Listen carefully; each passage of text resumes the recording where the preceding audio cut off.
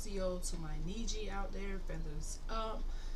Sending love, peace to the ancestors, all of the ones that we lost before us, and just spreading kindness and positive energy today. As you can see from the title, when I come on with these deep topics, something has been bothering me, and I have read something or discovered something that I feel like the Niji should know, the community should know, my tribe absolutely should know.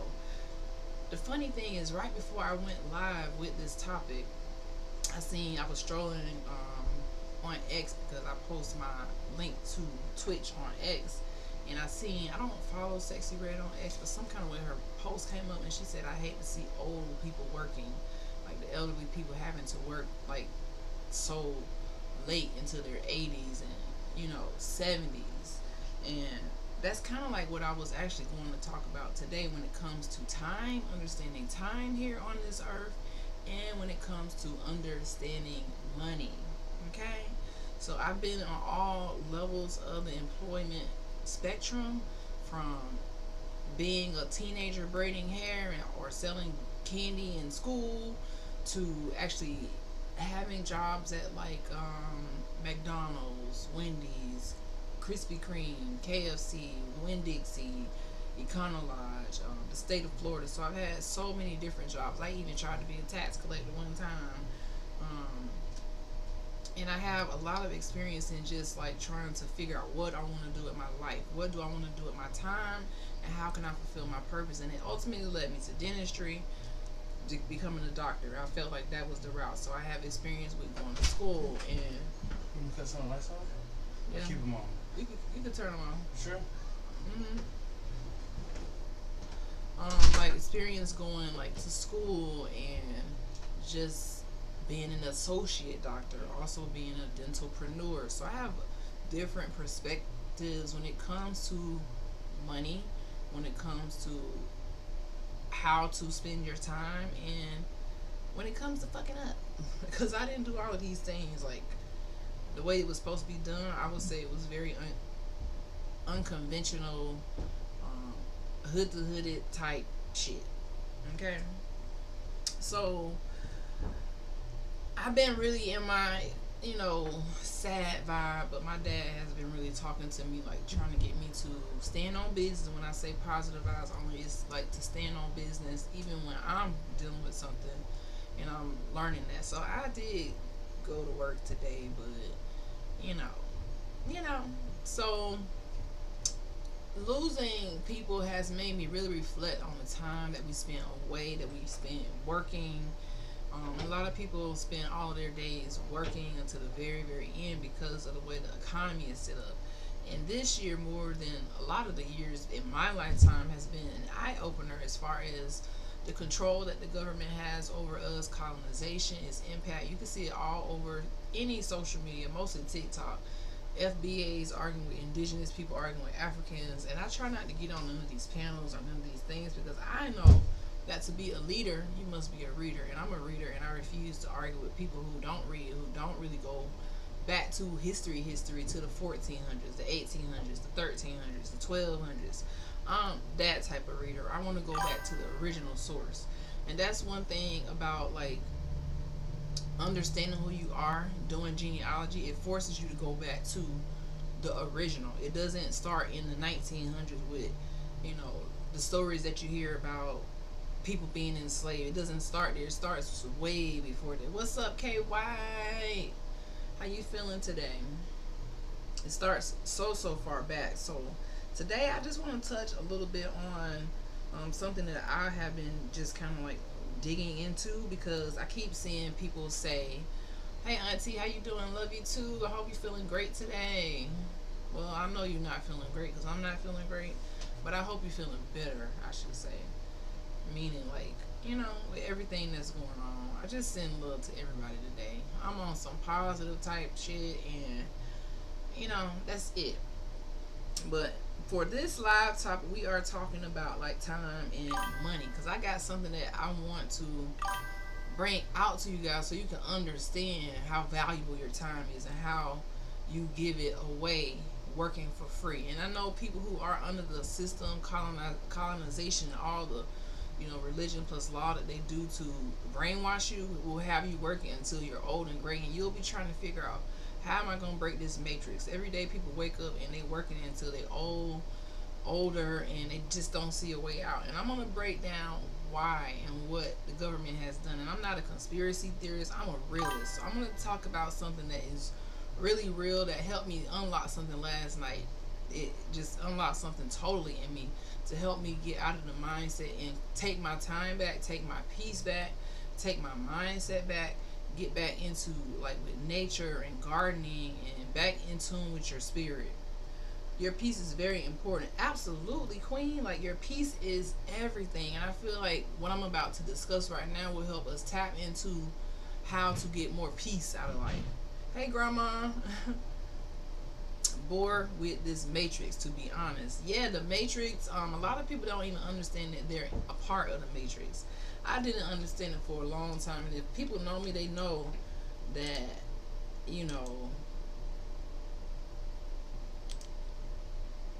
I'm not just gonna accept anything. I like to go and read and see what's really real. So that's why we finna dig into this topic.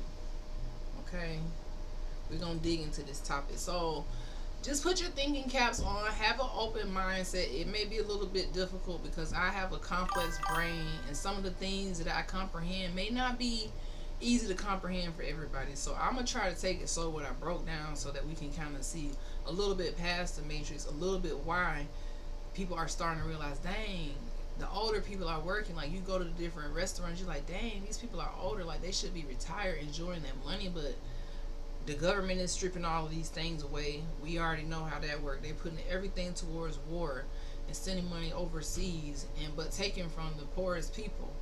And this fund, taxes, is all supposed to be to, like, help the poor people, the pauper people, but they have turned it into like controlling the people.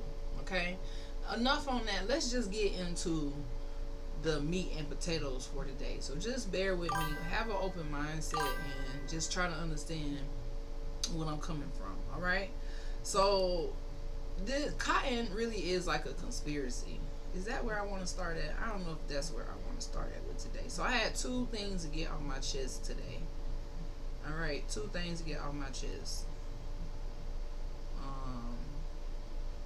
I was doing a little bit of research on like time, because most people don't know that we're living like right now on something called the Gregorian calendar. This is the dominant calendar system in Europe, and before then it was the Julian calendar. If you don't know what I'm talking about, basically it's a bunch of white men who took control of the time. They created their own calendar and took the indigenous people off of their natural timeline. So if you feel like out of tune with life, with your spiritual grounding, with just having freedom and peace, and you feel like you're in a rat race, this is where it comes from. Okay, so before the Europeans created this Gregorian calendar, we had our own indigenous calendar. And I'm learning based on like the moon, called the solar lunar calendars, and I'm still trying to figure out how this relates to me being from America, aka Turtle Island, being indigenous to this land. And I've proven that through all of my genealogy research. So anybody connected to me, you probably don't know this. It's probably the first time you're hearing it, that you are from Turtle Island. You are from the Americas. You didn't come on the boat. Your ancestors weren't, enslaved. Because my ancestors were farmers. They were landowners. They had big tribes. Like, my tribe now is over 1,000 people on my tree. That's just from me doing my genealogy. And I went back 7-8 generations, and they all were here in the southeast area, the Mississippians, the mound builders. And that's the biggest trick that we dealing with right now. You can win from up to 5K to 10K on table games without reporting winnings, to be honest. I don't know what that means, K White, that you can win 5 to 10K on table games without reporting winnings. Without reporting winnings. Oh, like gambling. Yeah, I don't really gamble. If I go to Vegas, like when I went to Vegas, I probably gambled like $20, and I was done. And I was scared to gamble because we went to like breakfast, like a breakfast buffet at like, was it the Bellagio or something? And there was this guy outside, and he was distressed. He looked like he was going through it because he's just gambled all his damn money away. I was like, no, I got to get back home. We don't, no, we're not playing around like that. So gambling, I try to stay away from it. I don't want to get sucked into it. I already got enough things that I need to break without adding that. But hey, so calendars before the Gregorian system, and this might sound like a foreign word to you guys. The Gregorian system is what timeline we're on now. If you don't know what I'm talking about, every time you look at the calendar and you see Monday through Sunday, the 12-hour days, that's what it means. It's the Gregorian calendar. Okay. Why is that such a big deal, and why am I even looking into this, and why do I have this curiosity about time and what's going on with time? It's because I know that the time was changed, because the earth is millions of years old, but yet we are in the year 2025, but the earth is millions of years old, so technically time is millions of years old. I don't know if that makes sense, but to me it makes sense, right? So calendars before the calendar that we have now, they had the Mayan calendar, which was based on celestial movements and sacred energy cycles. They had the Kemetic calendar, based on lunar and stellar cycles. They got the Igbo calendar, which is in Africa. It's a 4-day week, 7-week month. So it's just different ways that people view time around the world. I'm still digging into like the time aspect of colonization, but I know that it is a big deal, because guess what? The Pope instituted the calendar, and if we know about the Pope in 1302 sent out a piece of paper to the land that they thought they control and said, hey, every soul on the earth is ours to claim for ourselves. That's what the Pope said. And that's why people started going into Africa, enslaving those people, squatting, claiming the land, colonizing the land. They came to the Americas. They started squatting, colonizing the land. This was based on orders from the Pope in 1302. We gotta win some money so we can say fuck the system. To be honest, jobs keep you in the matrix. No cap, no cap. Clock that T. Period. K White, you own something. You know, and you wise. Just from what you say alone, I could tell who knows, who is kind of like stuck in the matrix, and who may be forever stuck, because knowledge forever governs ignorance. All right, don't mind the Streamlabs moderator. It's tripping, so don't worry about it. You got to put like maybe some stars, because I have a lot of trolls coming in here trying to use the N word, and I block a whole bunch of those words out because I don't got time. We on positive vibes. I don't got time. And this type of topic tend to trigger certain people who it doesn't align with. But I'm trying to wake my people up so that we can get out of the rat race, out of the matrix, and just go a little bit deeper. Everybody can't go this deep. If you have a simple-minded train of thought, then you won't understand what I'm talking about. But if you went a little deeper, you started doing your genealogy, then you know exactly what I'm getting to. Because I'm also trying to understand what I'm explaining, right? So basically, the Pope Gregory the 13th in 1582 created another calendar for the colonized world to work on. All right, they added Easter back into it. The colonizers did, and it became the world calendar. That's why we are on this calendar that we are on now. But most people don't know that the calendar is a colonization tool. It is a tool to get you into controlling your time, to control your mind. So if you ever feel like your mind and your time and everything is being controlled, it's because you're on a system that forces you to be in this rat race, to make you forget about who you are, to claim your soul, and to trick you out of your spot, which is sovereignty and peace. We all just really want peace. I know me, I just want peace. I just want a happy world. But as long as we have these secret systems that are holding people back, especially the Neji. The Neji is the copper tone melanated people of Turtle Island, aka America. And I say all that because I know I'm talking to two different set of mindsets. Some people might get it, and some people might be like, well, what the hell are you talking about? I got you on the word stuff. Perfect. Alright, so control equal a time is control of the mind, and that's what the calendar did. The Gregorian calendar, remember, which was created by the Pope, and all of the popes are the ones who kind of gave the okay for these colonizers to come and unalive people if they didn't follow the Bible. So basically, back then in the 1300s, if you did not accept Christianity or follow the Bible, then they said, "Hey, they gave people permission to unalive you." Okay, yeah, I know it sounds crazy, but this is the reality. We gotta stop falling for the marshmallow knowledge and get to some true shit. Like, we tired of the marshmallow knowledge, and I need y'all to wake up. So I'm getting somewhere with this, okay? So the Gregorian calendar, it was centered around Jesus. Anno Domini AD, embedding European Christian religion dominance into daily life. Now I know that was a lot for people who follow religion pretty heavily. You might say, you know what, that sounds crazy, but I need you to just go read. Please don't take nothing I'm saying for facts. Go and read these things yourself. Look up these things for yourself and see how they are controlling our life.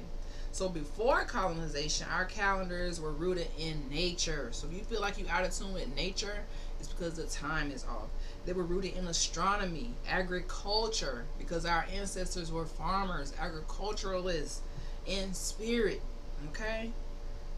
When they switched the calendar to the Gregorian calendar from the Europeans in Europe who wanted to control the world and claim every soul for themselves, they wrote this down. You can find it. Go look up the Papal Bull. Papalbul. Look up the Papal Bulls from the popes now. Right. Okay. So the Gregorian system severed the connection that we have to our ancestral rhythm, the connection that we have to the sun, the moon, all of that, and they put us on a strict go to work, go home, eat, drink, sleep, do it all again, and pay us money, and we control you, basically. So this all tie into religious supremacy. So you heard of white supremacy, indigenous spiritual calendar. So it said, you know what, bump what you indigenous people did in Africa, bump what you guys did here in Turtle Island. We gave you a new calendar, a new time. You following our religion, you following our time, you on our time. And that messed everything up because this is a whole new way of life. Why did they do that? They had to work in every angle of colonization. Colonization sounds like, oh, it's just white supremacy, but it has something to do with the money, the time. It has something to do with food. It has something to do with what you wear. Everything, your whole entire culture is colonized. Even your time. Okay? Not just your mind. Alright?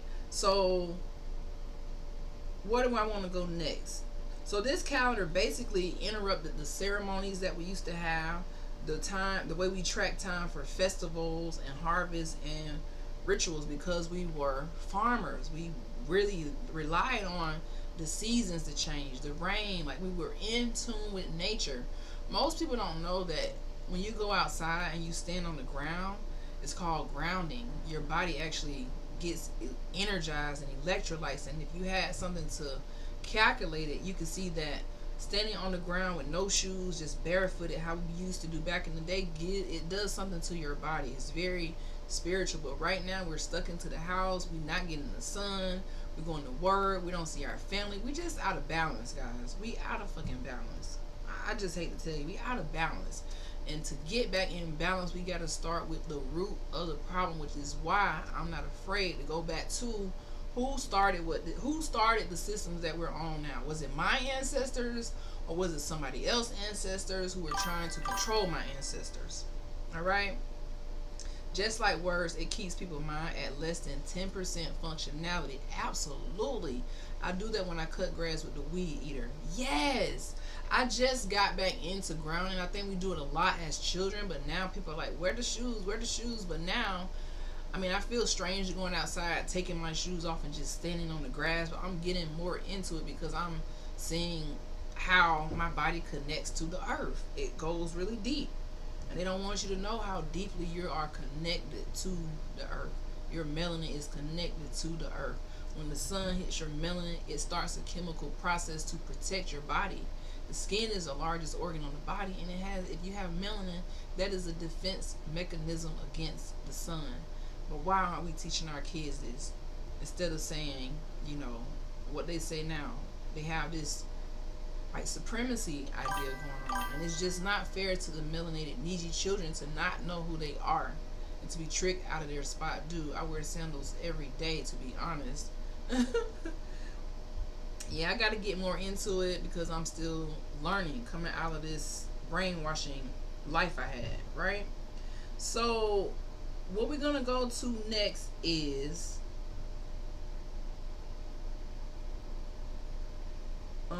so that's what I was looking into, and then guys, this led me to the money. It led me to a very important question.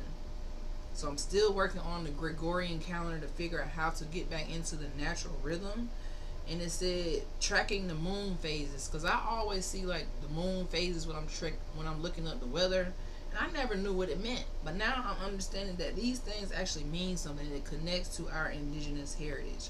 So if you know something about that, let me know what you know about different calendars, the Mayan, the Kemetic, or the Cherokee calendar. And there's so many more. But I really want to decolonize my clock, take back control of my spirit and my mind, because the clock is not my master. Time, if you don't know, is the most valuable commodity that you have. And anytime you give your time away for money, especially here in America, you are automatically set up to lose. And I'm going to tell you why, because some people say it's all about the dollar. But I'm going to tell you something. Don't work hard for the dollar, because the dollar is just cotton. And we're going to get into that in just a second, because I broke it down so deep. Last night I was laying in the bed because I had this mind. I was just on this deep question, like, what? And I asked the question and I was digging into it, and I was like, what? And it unlocked something so deep into me, which is why I need to break it down for you guys and let you know what I discovered. And it's really not even a discovery. It's just like a real life analysis of what we are working for. Like, just break it down, get out of the colonization mindset, and just really see what you're giving your time away for, right? So, the clock is not the master of our spirit. This is how you break away from this colonized time. Okay? So reject the guilt of not being productive. Your worth isn't based on how much you do in a day. Okay? We have to slow down, guys. Just slow down for 1 second. Get out of the rat race. I know you got a lot going on. You got bills it's happening. You got things breaking down. Your car issue. It's so much going on. Even with me, it's so much going on. Running a business, losing my friends, losing family. Life just seems like it's in a rat race. That's what they call it, the matrix. Okay? So today, in order for us to get control of our time, we have to learn about the time.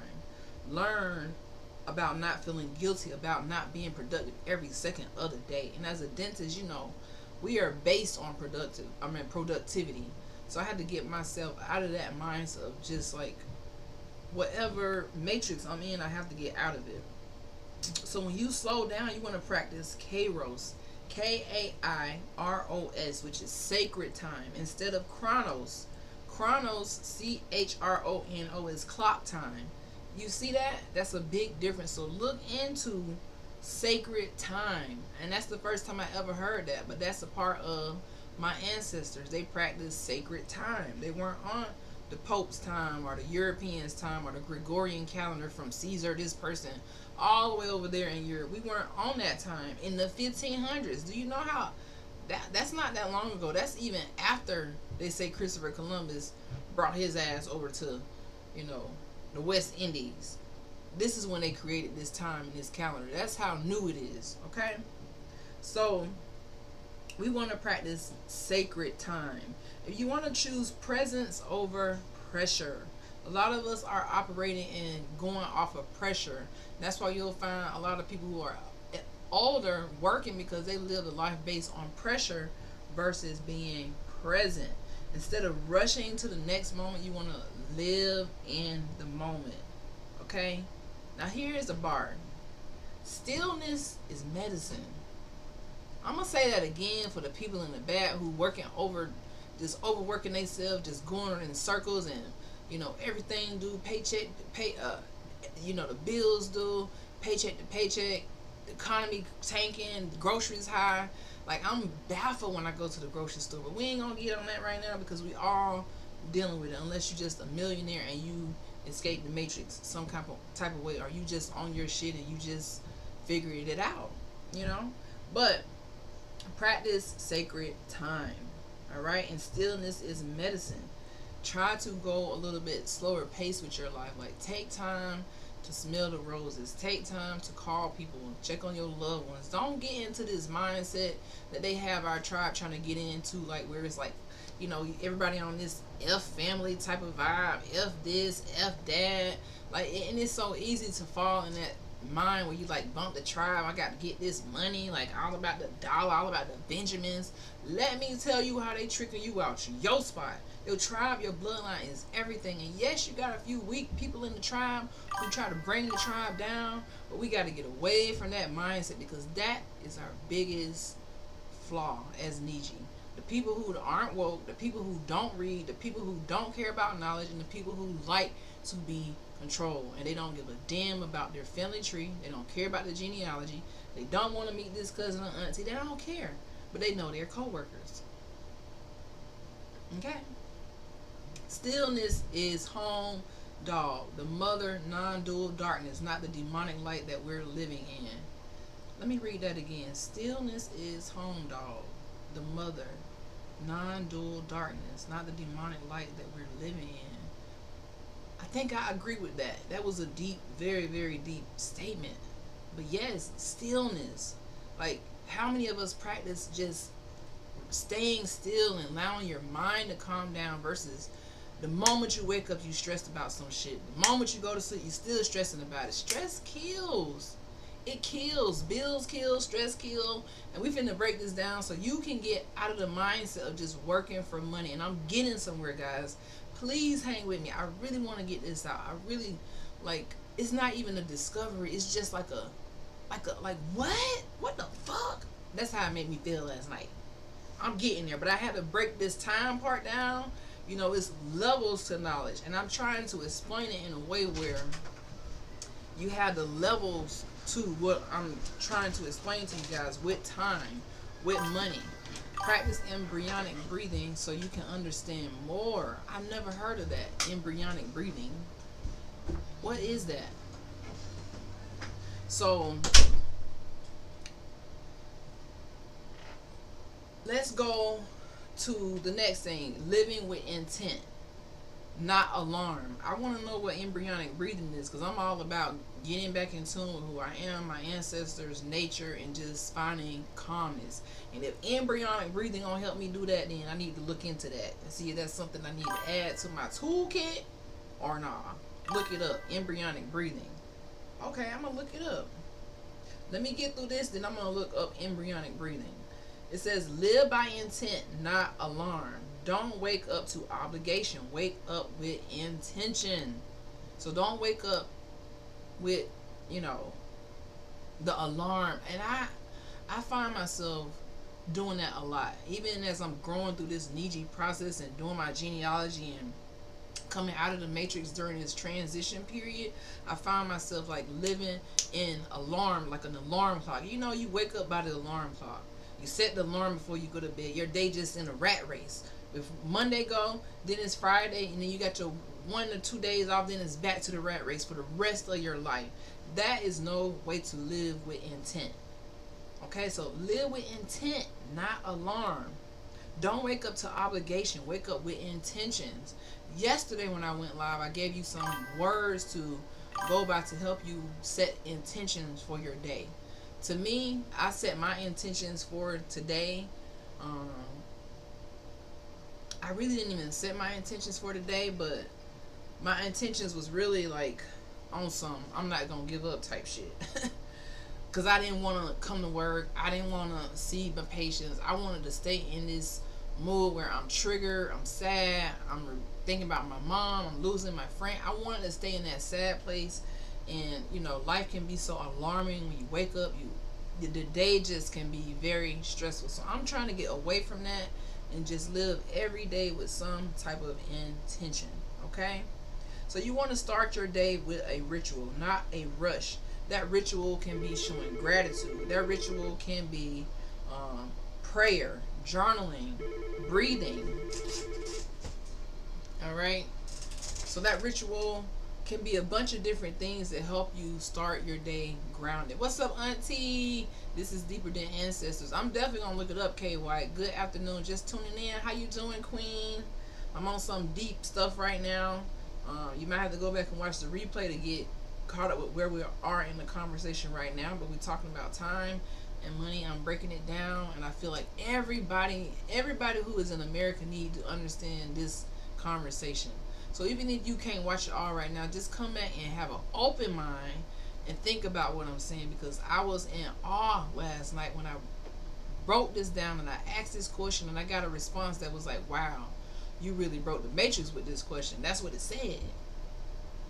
Okay? So use what happened? I already know why they Neil, you want to talk to Neil? No, just tell them to call me. I'm taking the procedure. Tell them to set up an appointment for Friday. Like, we could talk on Friday. Cause I already know why they calling. You probably do too. Huh? You already know why they calling. I guess. What they always calling for, Friday.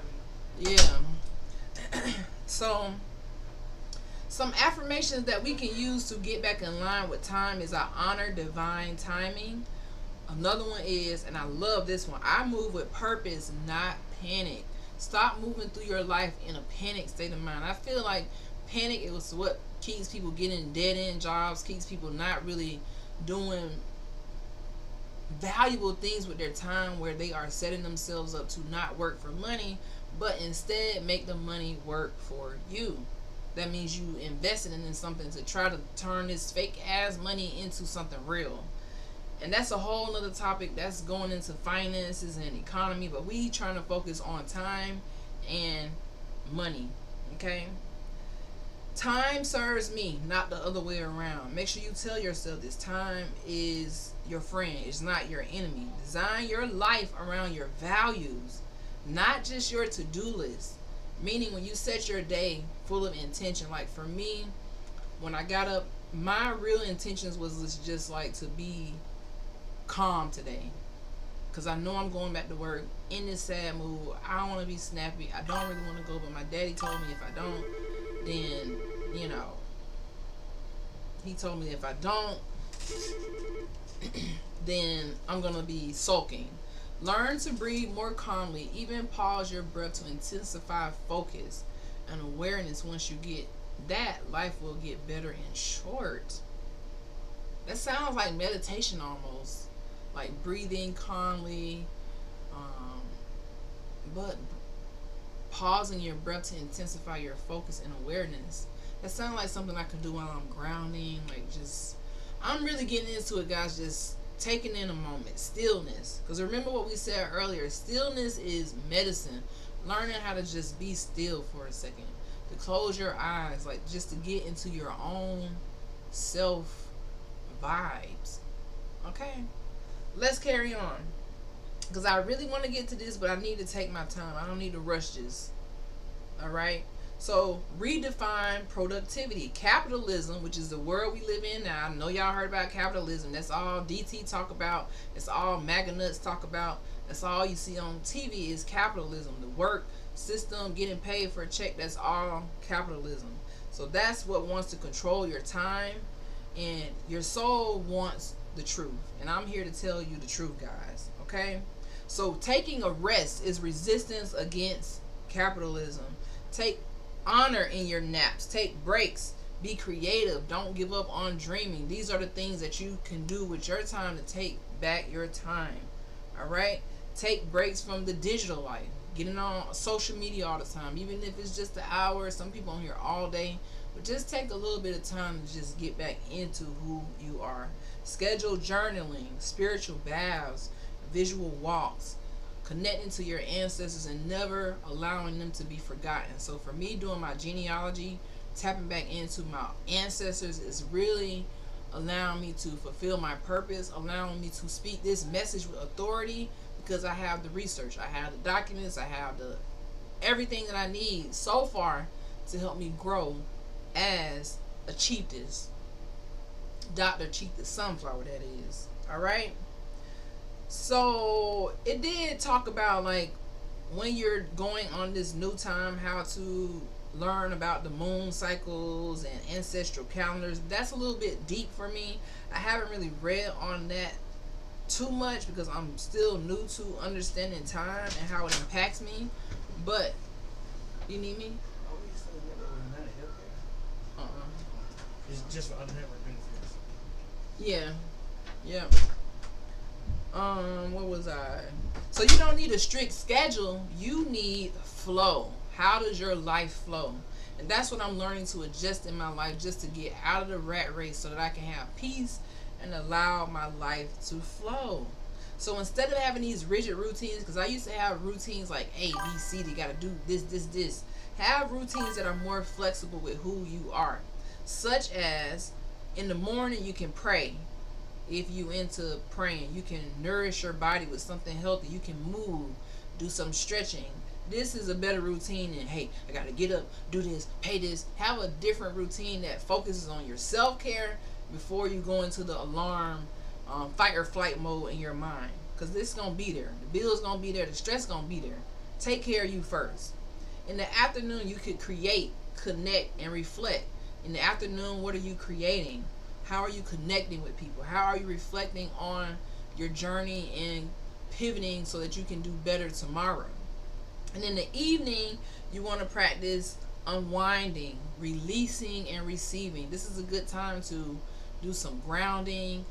Like Kay White mentioned, some embryonic breathing, just breathing and learning how to be still. Find some stillness in your day, okay? Life is not a calendar, it's a song. So make it your best song. Don't feel like you in the rat race. All right? Everybody got to leave, and we all going through things, but make time for stillness. That is a different type of medicine. Learning to be still. Bathe with sugar, soap works, and lemon verbena soap. It will make you feel like a new person. I like the way that sound. Sugar, soap works, and lemon verbena soap. Yes, I'm all about that. Like luxury baths, like lighting some candles safely. Epsom salt soaps, like just scrubbing your body, just paying attention to yourself. Do that. The scents, the aromatherapy, it all works with nature and who you are, and we got to get back to this. No, long gone need to be the days of just a quick shower, back to work, back to job number 1, back to job number 2, back to job number 3. Now you're 75 years old and you're still doing the same thing.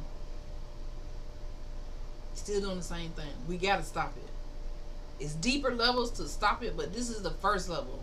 Your mindset and controlling your time. When I was in dental school, I had a professor, Dr. Jackson. He would always say, time, you don't get time back. And he always said this like so much, and I'm like, dang, okay, I get it. Time is everything. But back then, I didn't understand that it was really everything. They sell it at Dollar Tree. I have to check that out. Soap work. I think I even seen that soap before. I love aromatherapy.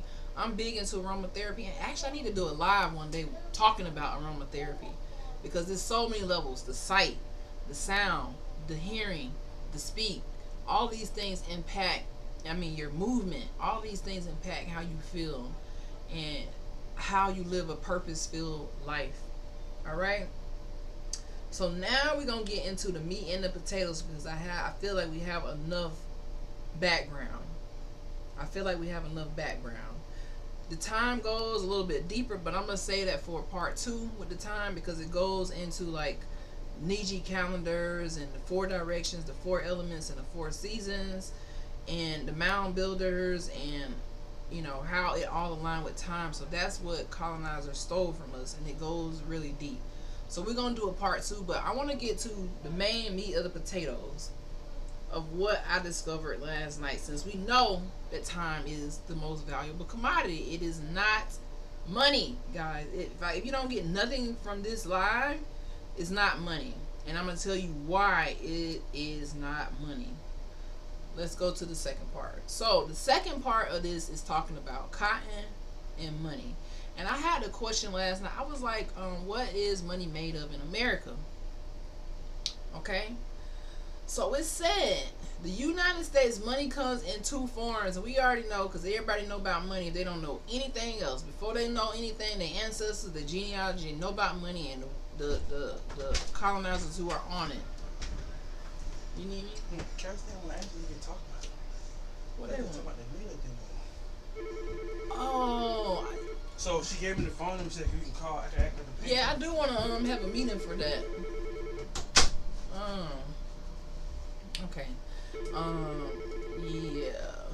So, what is money made of in America? So, in the United States, the money that you and I both use, see every day, people throwing it and making it rain, the ones that you pay your bills with, the ones you're giving your time away when you go to work for 20, 30, 40 years of your life, or some people 50 years of their life.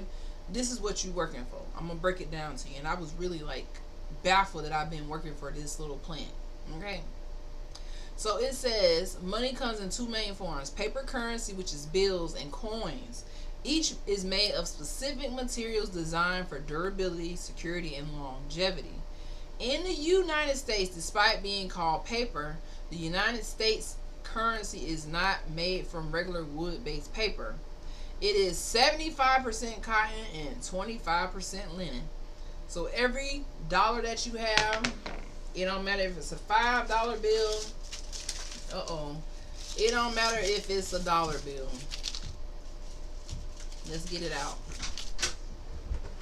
What happened? Hold on. Let me turn my mic on.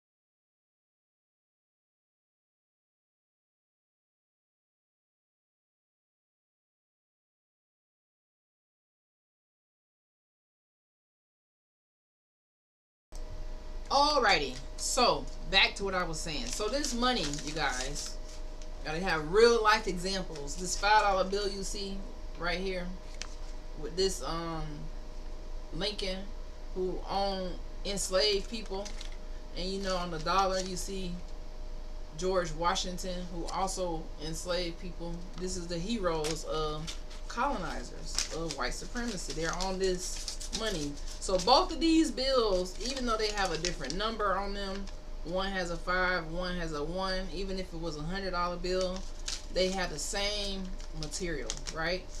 Each one of these is 75% cotton, 25% linen.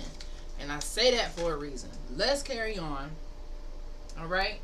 So it says they have hidden features on the money. That don't mean nothing. Okay. The coins, we're not really talking about the coins right now, but even the coins like the penny, now the penny is made from 97.5% zinc and 2% copper. All right. The nickel is 75% copper, 25% nickel.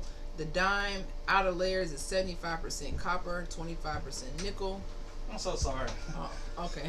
Hold on, guys. I'm sorry.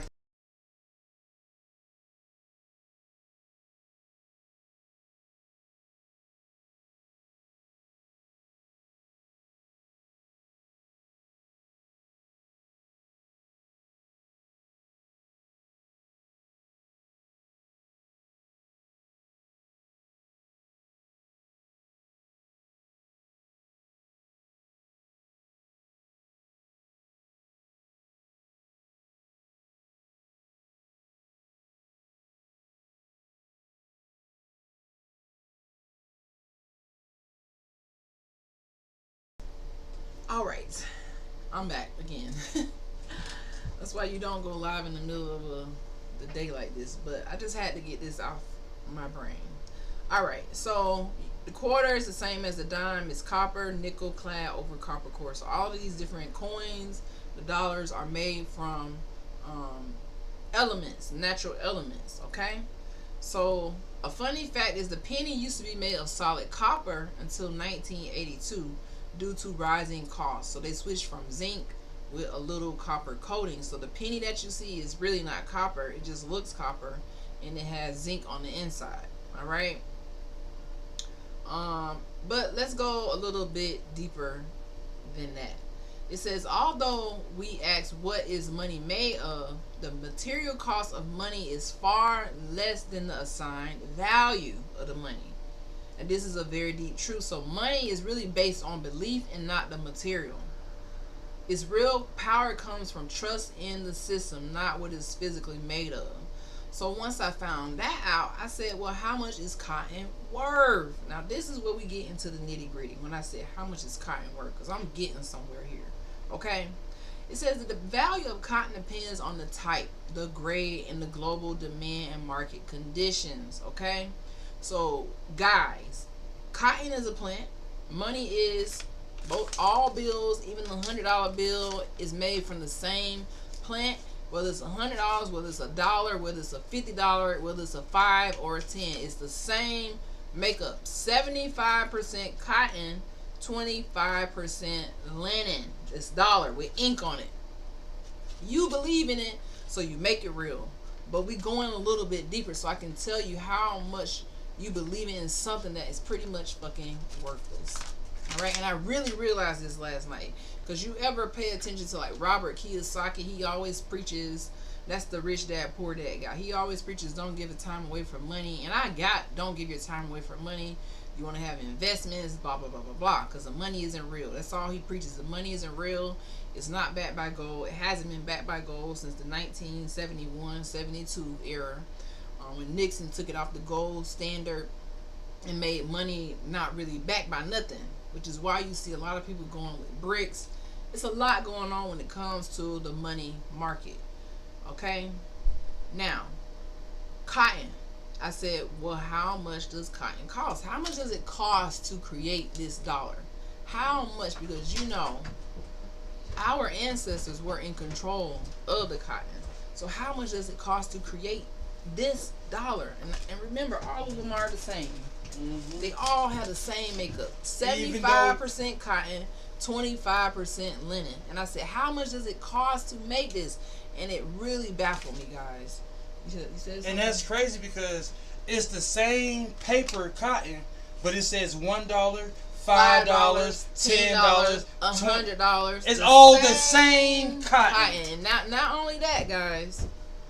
So the raw value of cotton that they make this from costs 80 to 90 cents per pound. Wow. A pound, 80 to 90 cents so a pound to make $1? No.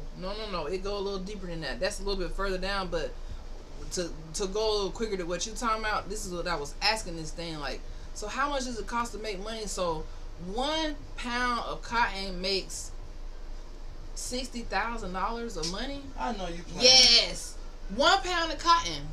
So that means they raping people. These dollars cost less than a penny to make. They raping people. I'm trying That's to tell slavery. You. I ain't get to that it. Is I was breaking it down. I ain't break it down, but that's exactly what I was getting to. That's it is slavery. Straight up slavery. 1 pound of cotton, $60,000.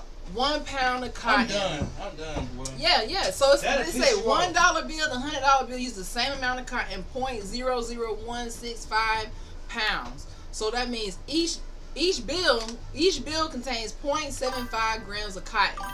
All right. What the hell? So that means it costs them. That is so sad. It costs them like. So you could make $600 in $1 bills. Like it just. So 1 pound of cotton, which we know costs less than $1, 80 cents, can make 600 to 700 bills. Meaning they can make 700 so they can make $100 bills. Make all hundreds. They can make all fives. They can make off of $1 of cotton. I'm done. Do you understand how? I don't think when I asked this question last night, I was like, "What the fuck?" Like literally, we really just like working for free. You cussing loud. Yeah, I don't care about that. That is baffling, but that is insane. That don't make no sense. That's deep, real ain't slavery. it? That's real slavery, man.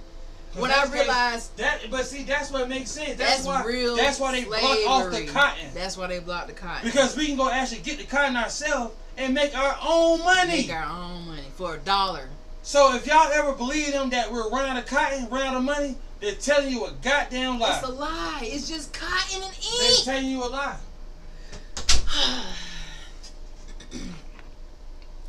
They say they put a gold strip in the higher bills, if I'm not mistaken. No gold strip.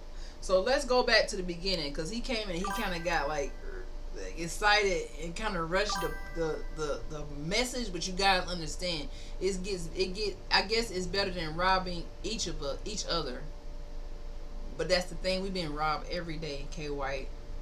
And when the money, they do have markers in it, but it's definitely not gold. I can tell you that now. If they took the money, the penny, from being 100% copper because it was too expensive, and now you think the penny, it looks like copper, but it's really zinc on the inside wrapped in copper. You get what I'm saying? So they learned how to just make the money, to produce the money very cheap for less than pennies, but make you work for it and give your time away for it like it is worth everything. We're gonna go back because I feel like I broke that down a little too fast, and some people might be like, what the hell? So let's go back. All right, so I think I was saying, like, cotton, raw cotton is 80 cents. Think about it. So I could get a pound of raw cotton right now for less than this dollar. I can get a pound of raw cotton, right? Which is 75% of this dollar is raw cotton, and then linen. Linen is basically just like cotton.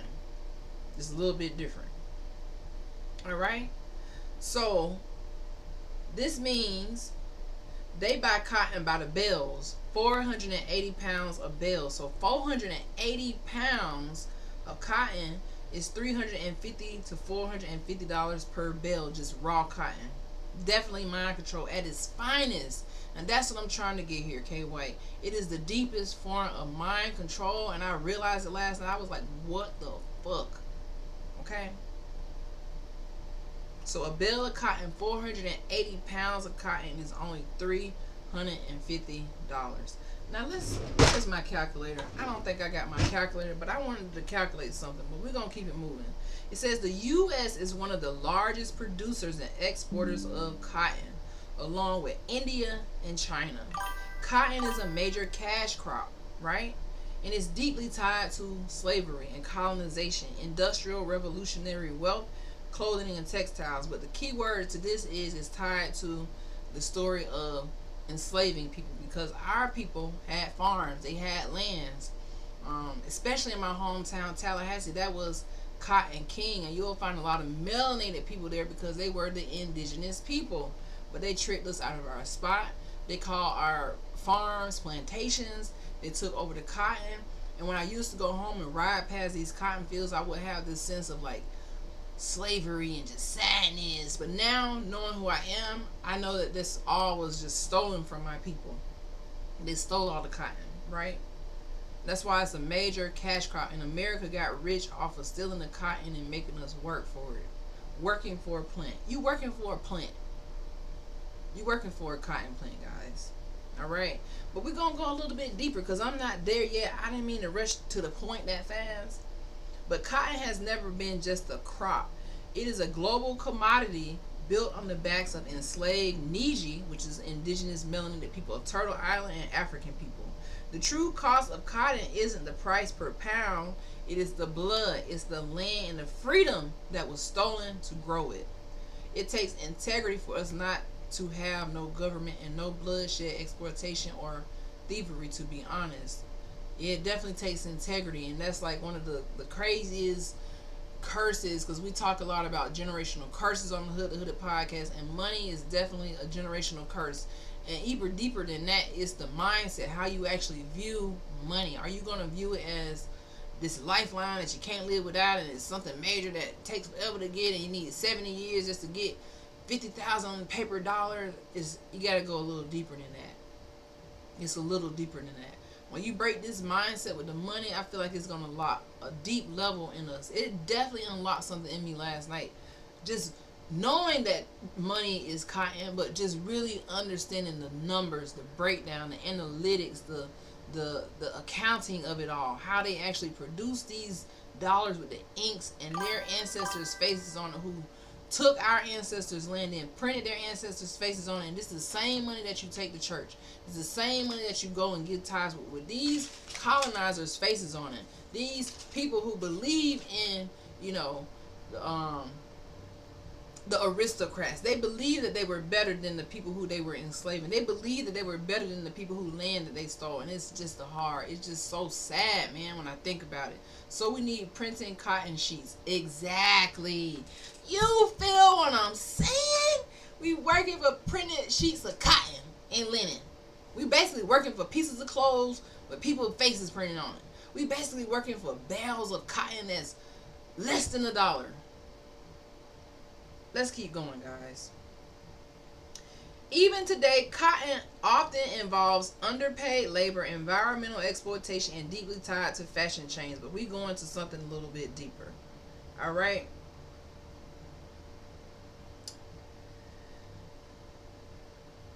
So again, cotton is 75% cotton. No, paper money is 75% cotton, 25% linen.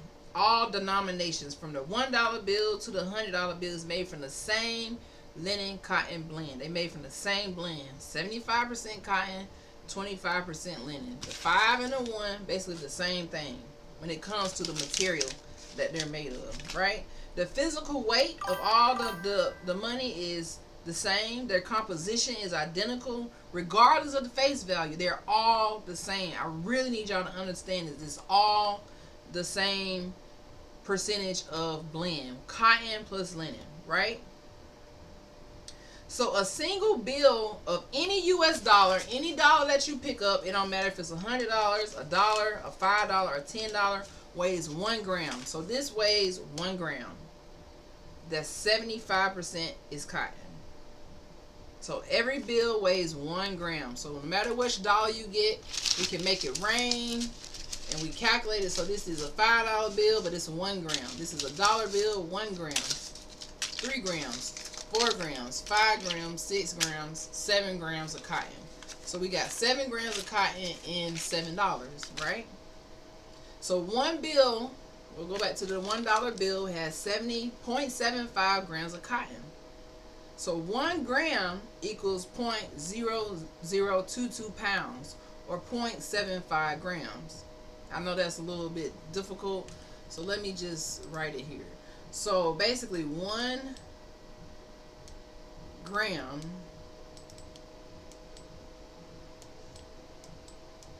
is what the dollar, so every dollar bill is 1 gram. So we'll just say $1 equals 1 gram, which equals how many pounds of cotton per bill? Because you know they pay less than $1 per pound of cotton. So each dollar bill has this much pounds per cotton. And this is going to take y'all back to math. And I know it's a little sloppy. But this is a decimal. It has 0.00165 grams of pounds of cotton per bill. So this dollar bill has 0.0016 pounds of cotton, right? Even if it was a $100 bill, it would have 0.0016 pounds of cotton. Okay? So, what is the difference between the dollar bill and the $100 bill? It's just the belief that you believe in it. That's it. It don't really have no, it's not backed by $100 worth of gold. It's all worth the same. Cotton only holds value because the system says that it has value. So the same pound of cotton, you remember a pound of cotton costs, let's put it down. So 1 pound of cotton costs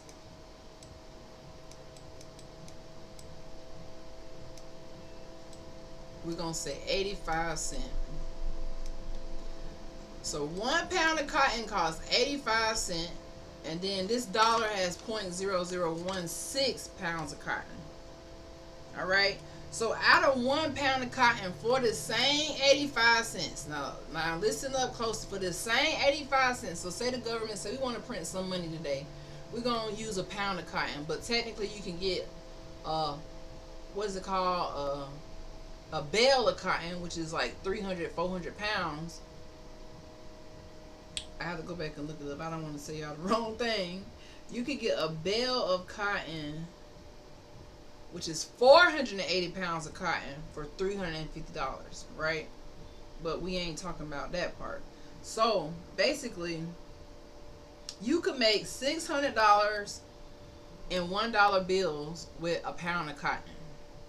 All right, you can make $600 with the pound of cotton, or you can make $70,000 if you make that pound of cotton $100 bills. A bill isn't even worth a penny. Oh, you hitting the point, K White. You understand what I'm saying? I'm breaking down the math like to the scientific level, to the grams, to the ounce. You know how they be calculating in the trap? Oh, you in the trap, all right. Y'all need to figure out the trap price of this money that you're going to work and spend and crying and unaliving people for every day. You unaliving people. If you unalive them for $200 or $500, you just unalive them for less than $1 for real. You gave your whole life away, took somebody's life for less than $1. You around here stressing at a job, working for $12 an hour. Really, you working for 85 cents, little less than 85 cents when you think about it. Now, you tell me what's the true form of trickery, fuckery, and being in the matrix. This is the ultimate level of disrespecting people I've ever seen in my life. I don't think it's ever been broken down like this before, but I need y'all to wake up. I need y'all to wake up, my Niji. You got to get out of the mindset that you just got to work for money. I get what Robert Kiyosaki was saying. I get the rich dad, poor dad mindset even better. I get why they turn these paper dollars into real land, because that's real estate. That's real property. That's real assets. This stuff, you got to turn it into something else, because it's really not worth nothing. That's why everything going to a digital currency, because it's all a joke. You don't need to be working till you old 80 years old for money. It just ain't gonna ever add up. We gotta do something different, guys. We have to do something different. I'm not an expert in what to do different next all the time, but I know this is not it. I've been thinking this shit for years. I hate it, but I'm stuck here unless we all live on land built on trust and not taxation. Period. No, I simply see it for what it is. I'm just stuck surviving, just being honest with you. I could explain more. I'm limited with text. Killing for cotton. Yes. See, the thing is, the same thing you're saying, we all bound to it. It is a generational curse that most people have been locked in because of the system, because of the government, and we deep in it. We deep in it because the belief is so deep in it. When you see people and they wanna and they think about a fancy, flashy life, these pieces of cotton all come into play. When they go to the strip club, these pieces of cotton all come into play. When they come to just doing anything on this earth in this life, they took away our form of currency and gave us this, where they can print as much as they want, they can ship as much as they want, and it's all a lie, guys. I hate to break it to you, but it's all a freaking lie. All right, so I'm gonna erase this, and we're just gonna keep this up here. So 1 pound of cotton equals, it costs you, so you can go buy a pound of cotton right now. Hold on.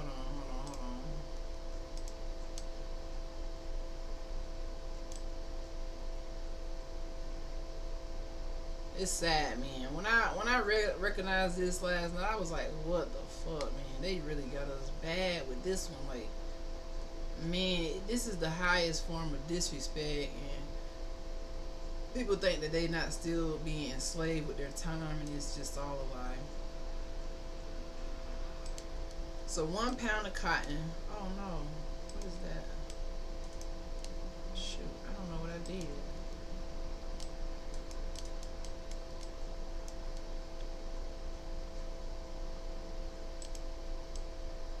I don't know why it looked like that. Let's just clear this. I don't like that.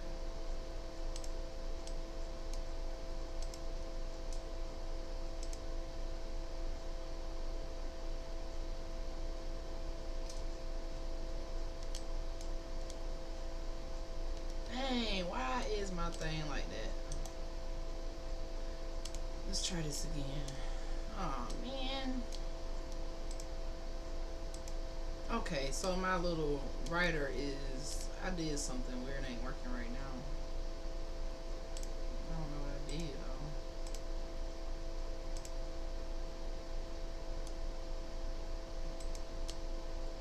Okay, well, we're gonna skip the writing. You guys get the point. All right, you guys get the point that 1 pound of cotton costs 85 cents, and from that 85 cents, the government can make either $600 bills. They can make $600 out of that 85 cents, or they can make $70,000 of $100 bills from that 85 cents. So the same pound of cotton could equal $600, or it could equal $70,000, or it could equal something else if they make 50s out of it, or it can equal something else if they make 10s out of it. But you see that 85 cents gets them all of that. So they can do whatever they want at this point. If I steal the cotton, turn it into money, only pay 85 cents on it, and then I can make $70,000. Like, we are losing in this game. We're gonna forever be losing in this game. For real. Okay? So, yeah. That's really what I wanted to tell y'all, that this money really is not really worth much. Like literally. So basically, again, it takes the same amount of cotton to make $1 bill as it does to make $100 bill. That's not value. That's a belief system disguised as money, right?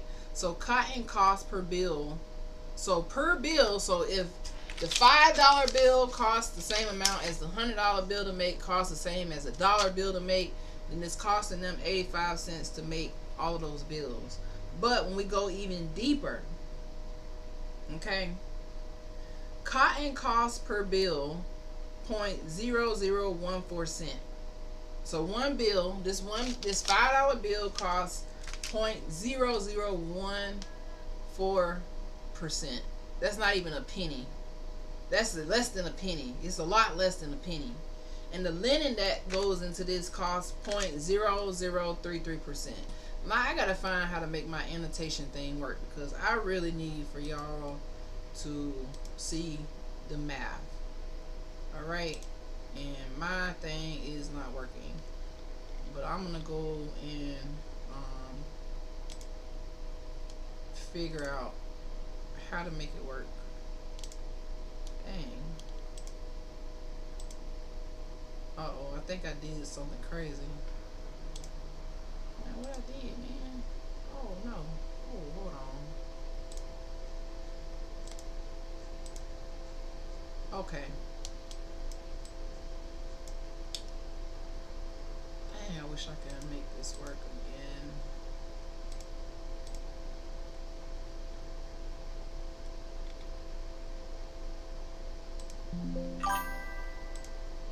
Cheap viewers on stream. I don't know what you're saying there, but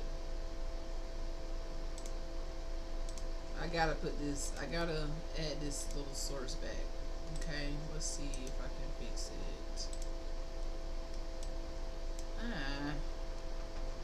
Why is it like that?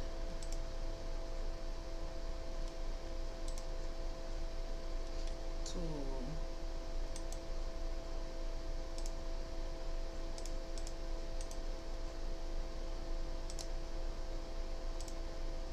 Okay, now, there we go. We back in business, guys. I just had to fix that really quick because it was really bothering me, like, because I need to really write this out. So, for the next part of this, we're going a little bit deeper so you can really get it. I want y'all to really understand this. So, basically, $1 bill costs the same amount as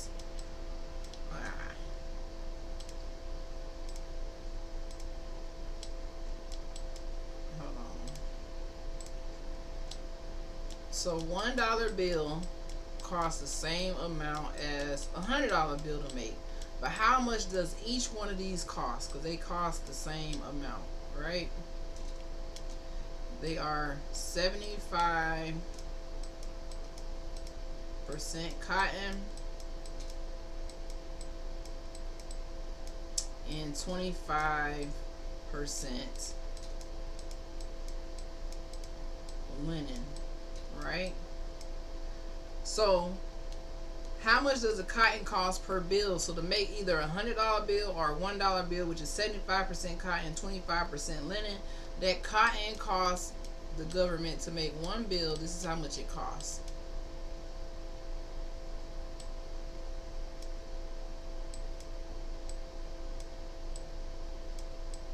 Yes, this is how much it costs the government. So that's why they use cotton.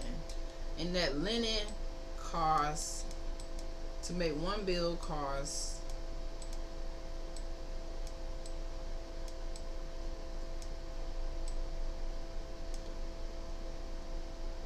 yeah. So this is how much it costs to make $100 bill. Less, not even a penny. Less than 1 cent. So when you going out here working for that $100 bill, you thinking money is everything. You working for less than 1 penny worth of actual material. That's why they don't have it backed by gold anymore. Because back in the day, you can go and take this money, you can go and trade it in for gold, you can do more with it. But now, yeah, you working for less than a cent. This $5 bill costs less than a penny to make. Cotton built America, guys. It enslaved indigenous and African people who were forced to produce it. And even after so-called abolition, the cotton to cash pipeline never stopped.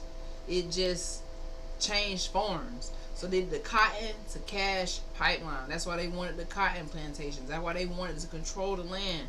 That's why they had to go and get Andrew Jackson to come to my home, Tallahassee, aka Tallahassee, to unalive all of our ancestors and our people from Georgia to Alabama. They drew these lines. They divided us so bad. And if you feeling like you stuck in the system, that's what it's meant to make you feel.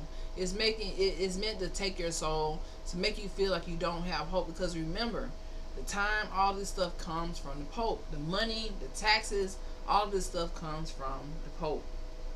Alright? So cotton equals capital, which equals control. They controlling us with a plant.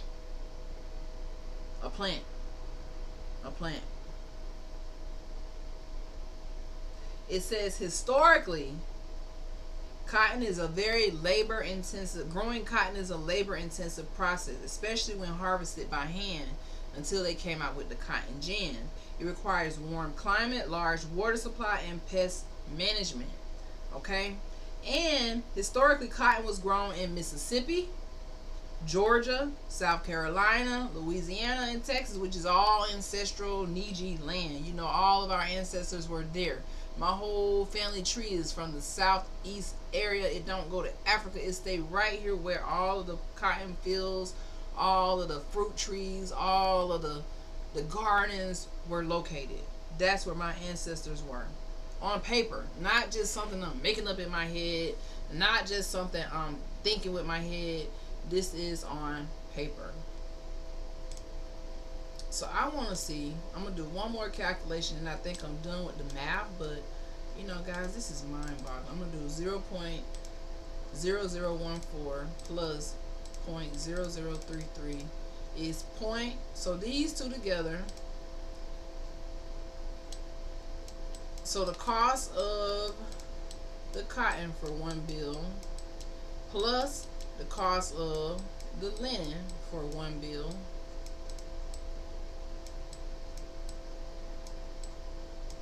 this is going to come out to cost them, this is how much it costs to make $100 bill. Now that shit go crazy.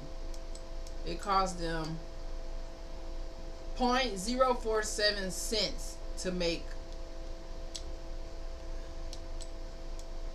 the $1 bill, the $5 bill, the $10 bill,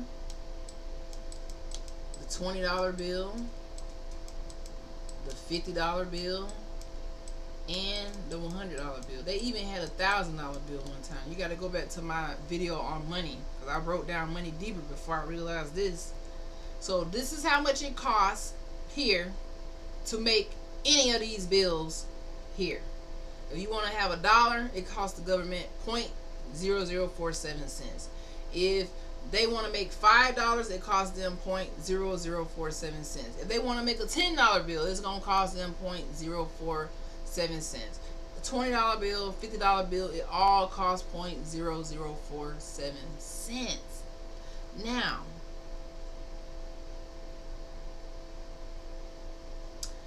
the next question I have is how much percent of 0.047 cent is a penny?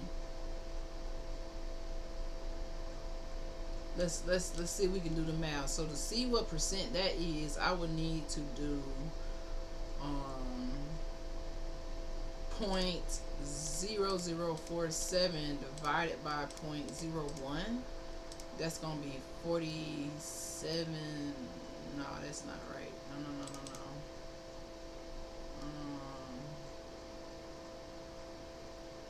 So maybe I need to do.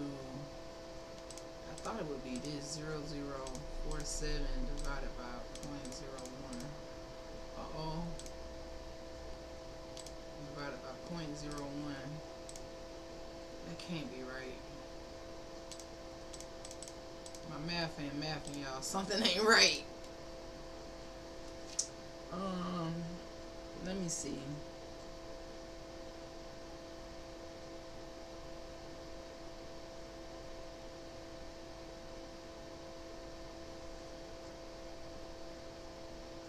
Yeah, my math wasn't mathing. Oh, that is right. I did do it right. See, this is why math is important, guys. I did my math right, but I didn't think I did it right because I was like, wait a minute, that can't be right. So, 0.0047 is 47% of a penny. Ooh, ooh, ooh, ooh, ooh, that's nasty, government. That's fucking nasty. Y'all making $100 bills with 47% of a penny? Man, fuck out of here. They are printing $100 bills with less than half a penny worth of material.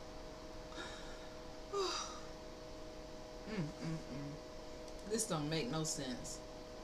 So basically, it costs them.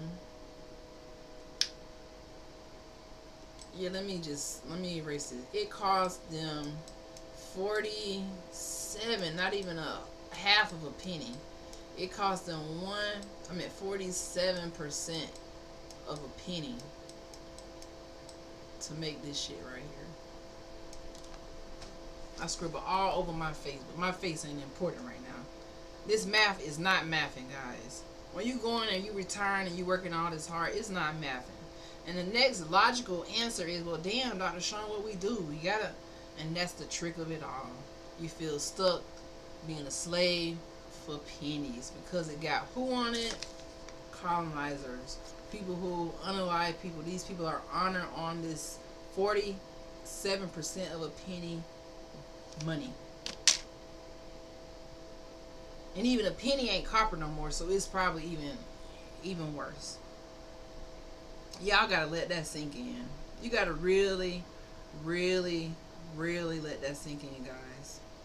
And I wanted to wait to present this in more like a prepared order, but I just couldn't wait. I had to get it out today to let us know that when you around here stressing about these damn jobs, they don't care. This money don't mean nothing. Go start you a business. Go make your time worth a lot more. You know what? If you work 1 year doing something you love,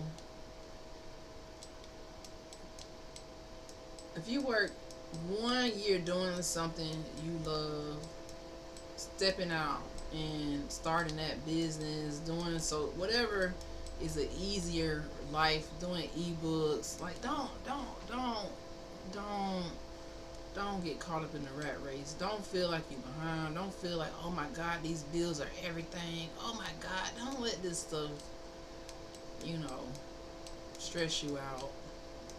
I'm learning how to get grounded, to break free from this matrix, to just like really understand stuff like this, because most people can't break this down like this, or they're not going to break it down like this. But I wanted to really break it down, and this is the things that I think about, how deep my mind go when I'm just sitting trying to get out of the colonized mindset. I'm like, well damn, if y'all saying that money ain't real and all this stuff, and what really is money? This is what money is. This is what these dollars are. 47% of a penny.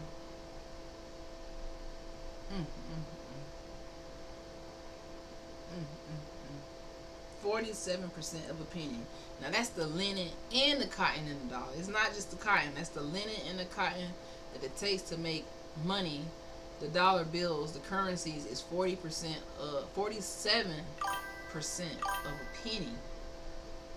I don't want to work for money ever again in my life. This just made me like value my time as a doctor so much more. This just made me like stand on business about my time, my worth, and not really sell myself short. Because when you get into a scarcity mindset, that's a generational curse.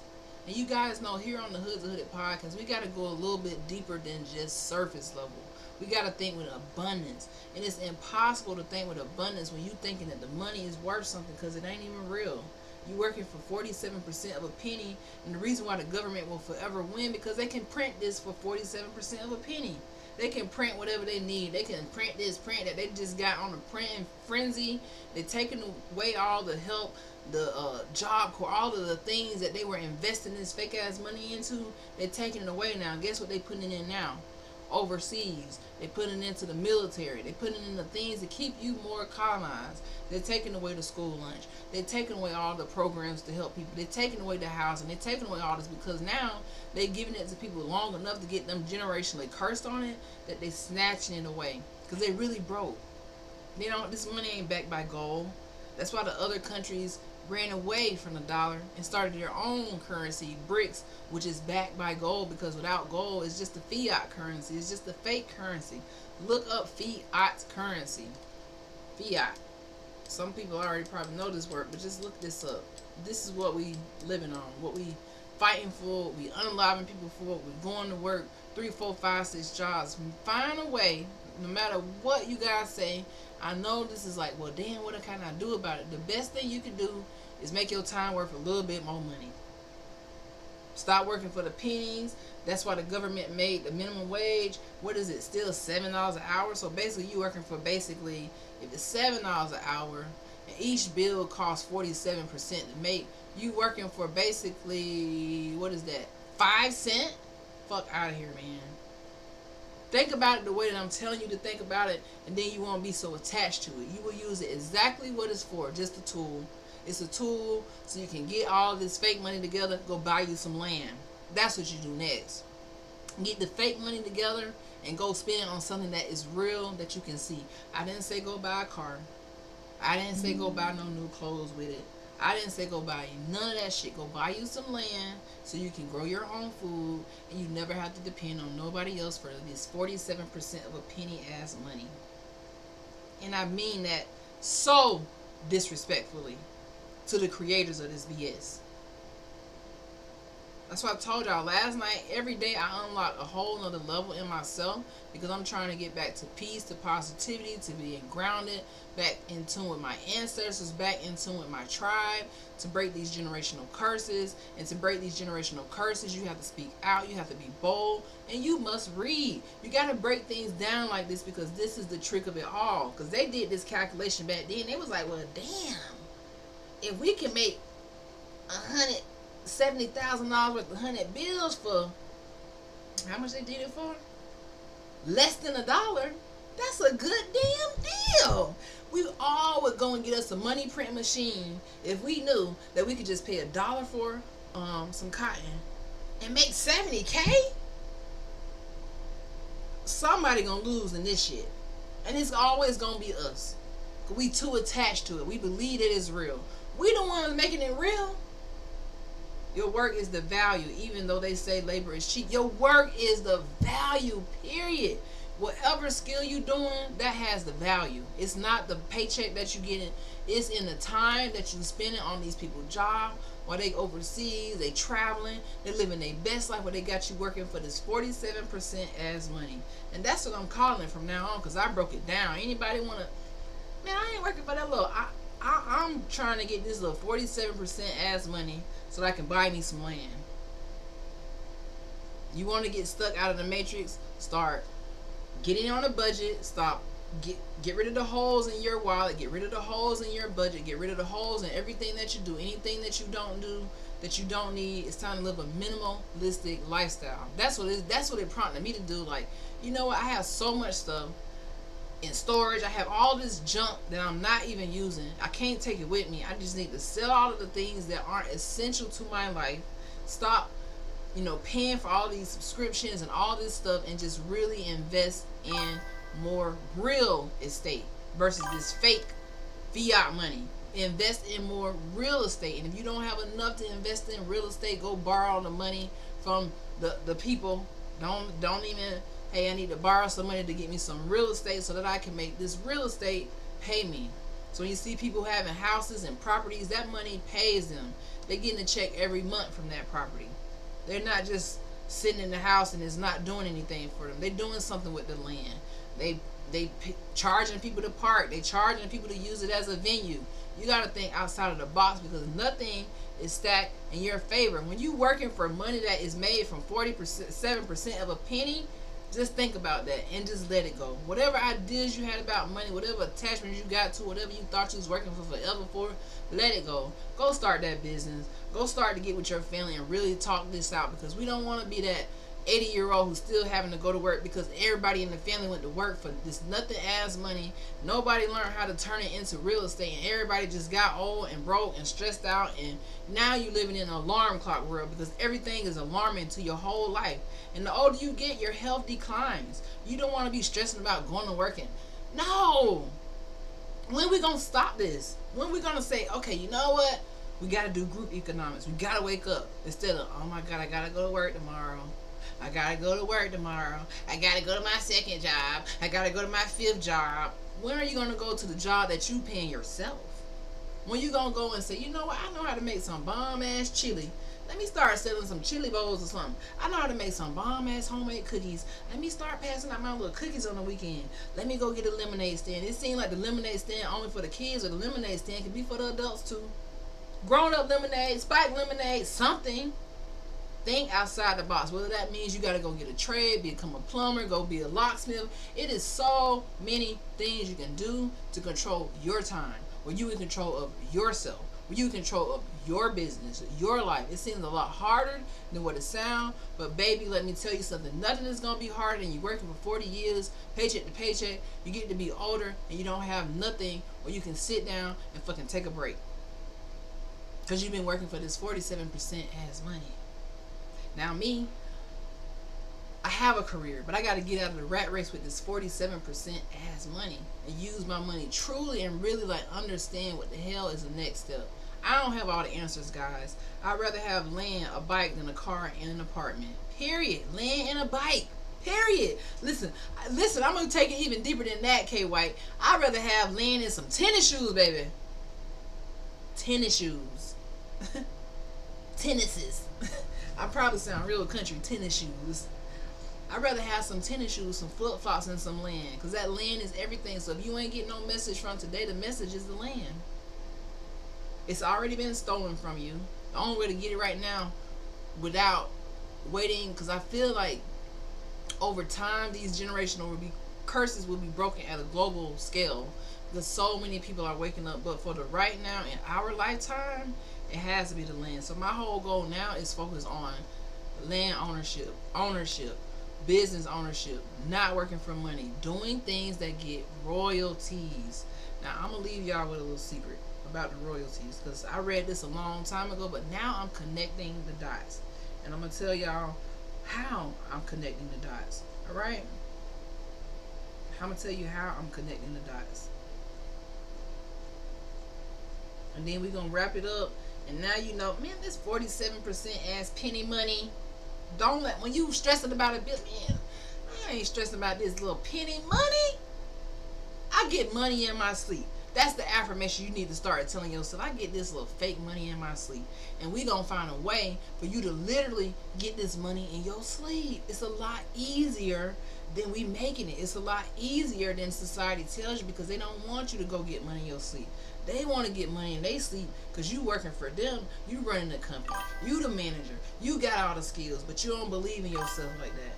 You don't believe in yourself enough to go and get some flour and some sugar and some butter and some chocolate chip cookie morsels and become the next famous Amish. You don't believe in yourself like that. I had this lady when I was doing hair in dental school. I had a hair business because I had kids to raise. Not my kids, but I had to do dental school and have a hair business. And during that hair business, I met so many people.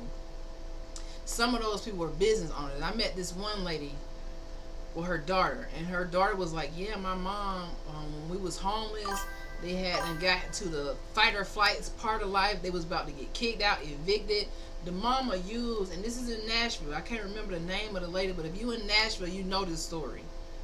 The lady used the last little bit of her ingredients in her house, baked some cookies, started selling it on her block, and now she got multiple shops. She's a millionaire. She got cookie shops all over, all because of the pressure that was put on her to step out on her dream. Now imagine if the pressure had never been there. She stayed comfortable. She kept managing the bills, kept going to work, living this rat race life, and never got into the bond where all she had was her dream. All she had was a little hope. All she had was that recipe. Baby, that's the royalties. The recipes, royalties. Your voice, royalties. When you get money in your sleep, this is something that's working while you sleeping. It's royalties. So I need y'all to focus on land. Okay, say it with me. Land and royalties. What are royalties? You probably heard this before. Because you know you a queen, you know you a king, and you see people selling their soul with the music all the time because they're selling what? Their royalties, their voice. You have a voice. You have a story. You don't have to sit here and work for this 47% as money. I'm trying to tell you. I'm trying to tell you. Shit, I need my bike, right? Right, them shoes gonna be a little tough. Listen, all I'm saying is I can start with the land and the tennis shoes, then get the bike, then the car. You know what I'm saying? But I just think the land is the most valuable thing ever. Cause guess what? You can grow stuff on that land. You can build stuff on that land. You can rent that land out. You can do so much with that land. You can pass it down. So much you can do with that land. Before my grandma Eartha died, she had her house on 8 acres of land, but it was all covered in trees. And when she passed away, they eventually ended up clearing the land, and now it's our family park, the Eartha Lee Gallen Memorial Park. So we have a family park on our family land, hundreds of, well, I would say probably it is hundreds of acres. We have a family park on our family land because my ancestor left that land, and that's how important it is to take these pivotal directions in your life. Okay, and I'll leave y'all with this. Thank you so much for tuning in, K White.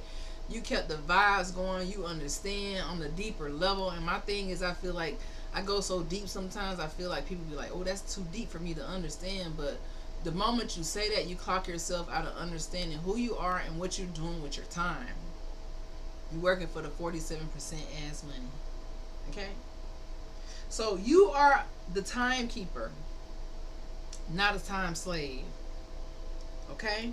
You are not meant to work until your spirit breaks. Now, how many of y'all, of us out here working until our spirit is so broken and we just go into this work, home, sleep, go to the bathroom, eat, cycle, and we just do it broken. We do it broken spirit because we got to do it. Somebody depending on us, our kids depending on us, our family depending on us, but we in this rat race. We can't even see, by taking a little bit of the time for yourself, creating something that gives you royalties, you could possibly end up not working another day in your life in that fashion. Alright? You are meant to thrive, to teach, to heal, and be paid in alignment, not change. You want to be paid with aligning your time with who you are and your values. Okay? So I'm going to give y'all an affirmation to end this live. And yeah, that's what I had to get off my chest. So the affirmation is, I reclaim every second of my day. You got to reclaim that shit. I am not a machine for money. I'm not a machine for this 47% of a penny as money. I am a miracle in motion because you are. I will never sell my soul for cents, because if you think about it, if this dollar, even though it has this ink on it and this fake number on it, this is just less than a penny. Alright, even if I was holding a $100 bill, this would be worth less than a penny, literally, in literal terms. I'm not talking about the belief system in America. I'm not talking about that. I'm just talking about the basic literal terms. I move in truth and rhythm and light. Now I'm going to say it again without interrupting. I reclaim every second of my day. I am not a machine for money. I am a miracle in motion. I will never sell my soul for cents. And I move in truth, rhythm, and in light. Okay? And I'll leave y'all with that. Move in truth, rhythm, and light. And do not sell your soul for cents. Cents also means dollar bills. Okay? Yeah, that's what I had to get off my chest today. I'm breaking out of my shell, just staying in the sad spot and forcing myself to get on here and talk to my community and continue to teach and grow and learn together. Because Dr. Sean, Dr. Chief the Sunflower do not have all the answers, guys. I'm just here to keep it real, to continue reading, to stay open-minded, and continue to learn and grow about who I am, this world I live in, what my ancestors experienced, what my current tribe experiences, and how we can get better. And then I did tell you I would leave you with a bonus. So the bonus is royalties. What is royalties and how do you start to gain royalties? It sounds a lot harder than what it is, but royalties is basically when you write something, when you write a book and you sell your book. It could be a short book, long book, ebook, print book. It don't matter. You're going to get royalties because the work is done ahead of time, and then you work in your sleep while that book sells. Ebooks are the easiest thing because they can buy it and it can get delivered right to their inbox. This isn't an ebook course, but you can find it on YouTube University how to make an ebook and sell it. That's royalties. Another form of royalties is music, sound, people who make songs. Those are royalties because you record the song. There's so many apps you can record the song, Rap Chat, all types of things. You can record a song, put it out, royalties. Granted, musicians who really take their craft serious are going to get more royalties because they're putting in the hair, the makeup, they writing the lyrics, they taking it serious. So how serious you take your royalties determines how much money you get from the royalties, but they last forever. Even people like Michael Jackson, who is long gone, every time someone play his song, guess what? His family get royalties, which is why these record labels are so rich, because all the people who they robbed back in the day, they getting royalties off of these people's voice. When they long gone, their family not getting it, their kids not getting it, the record label get it because they what? Sold their souls. So when they say sell their soul, that's what it means. You sell your soul for these dollars that it takes them pennies to make. You give your voice away. You give your royalties away. Partially because you don't believe in yourself, and partially because, they sell you the dream. And you fall for the glitz, the glam, the advance money that they take back. And then they rob you for a majority percent of your money. Another form of royalties, we got books, we got music, you got just like even YouTube is a form, I feel like, of royalties, because those videos that you're posting to YouTube, they get paid eventually, and they're evergreen content because they always get paid.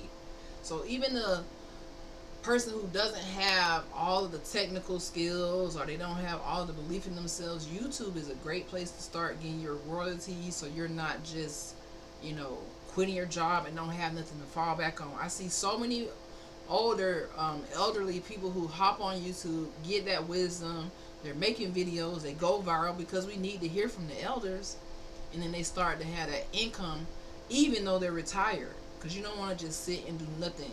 You have a purpose. Even to the moment you take your last breath, you have a purpose.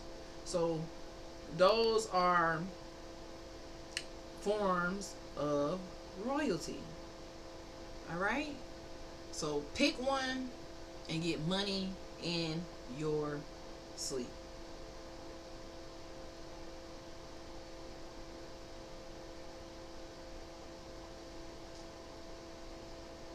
I hate it when I have to sneeze and it don't come out. Damn, I hate that shit.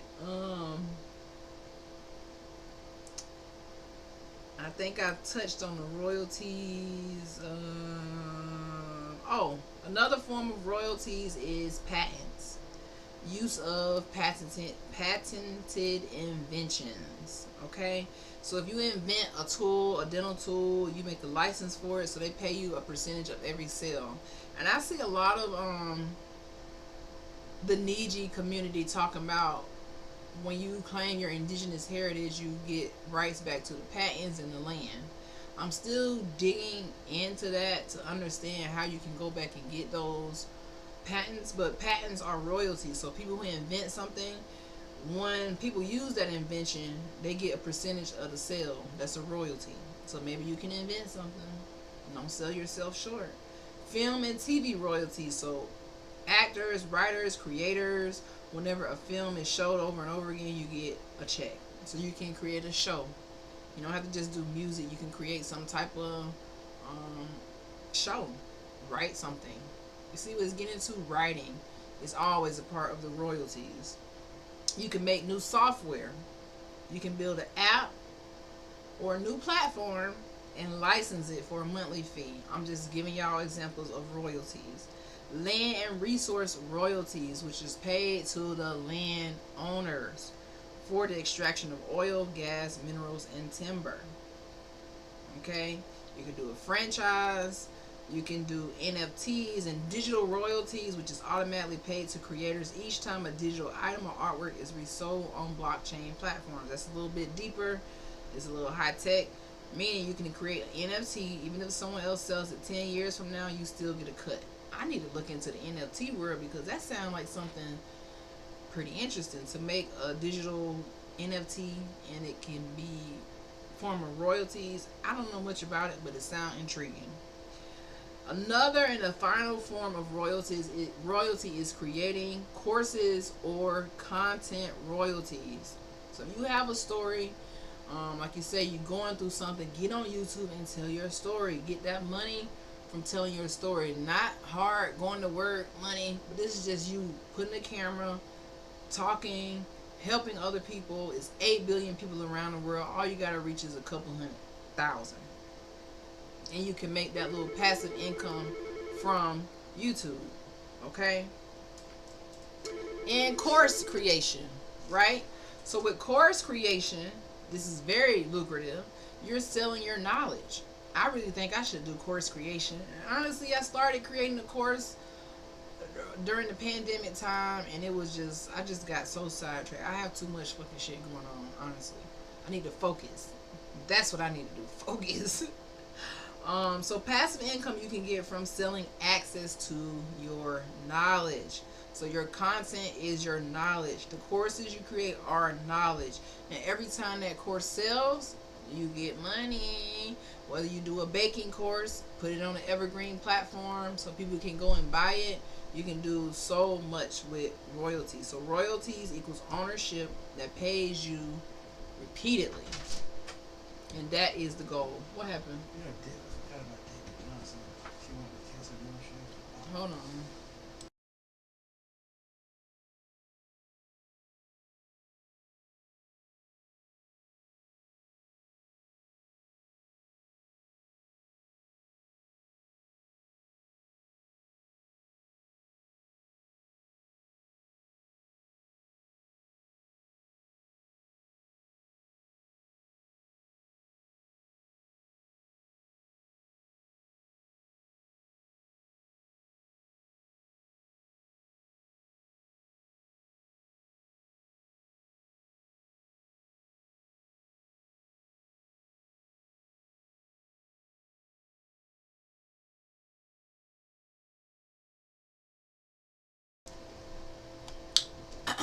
All right.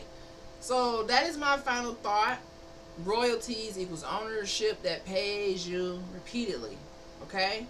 It's the opposite of trading your time for money. Like even Famous Amos.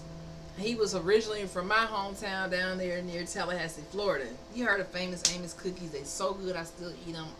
I just love them. And it's like one of my habits that I need to stop, because I will go all around to find me some Famous Amos. Alright? But he started making cookies. Now he's long gone. He sold his company, but hopefully his family still gets some type of royalties off of the use of his name, Famous Amos. So even if you sell something, you can make royalties on it. And guys, I hope I'm not like overwhelming you guys when I'm like, hey, start something, do the YouTube. Don't overthink it. Don't overthink it. Think about it just like how serious as you think about going to work tomorrow.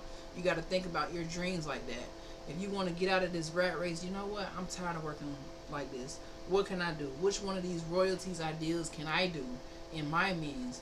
And of course, I'm gonna say content creation is the easiest one, but it takes a while to build up your audience, your community, so that takes patience. And every one of these royalties is going to take some type of patience.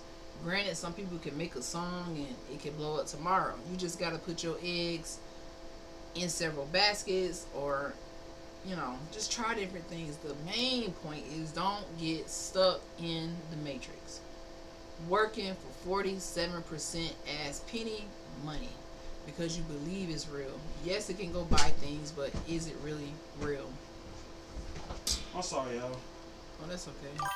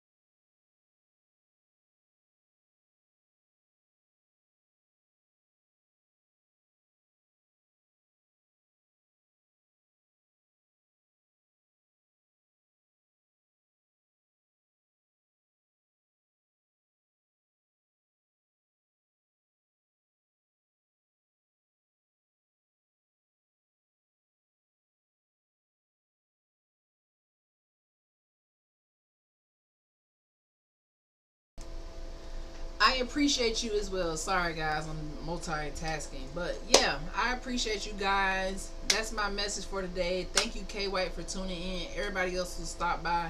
If you watch this on the replay, I hope that you understand all of these complex thoughts that I had in my head that I broke down that really changed my whole perspective on money. Yes, I still have to work and figure out a way. You said X-ray recent, man. What else? Exam. Oh, yeah. The X-ray. Of course, I still have to, figure out how to navigate this matrix. But the best thing we can do is have knowledge, because the government knows, and one of their presidents, Madison, I think it is, whichever, I don't know which number he is.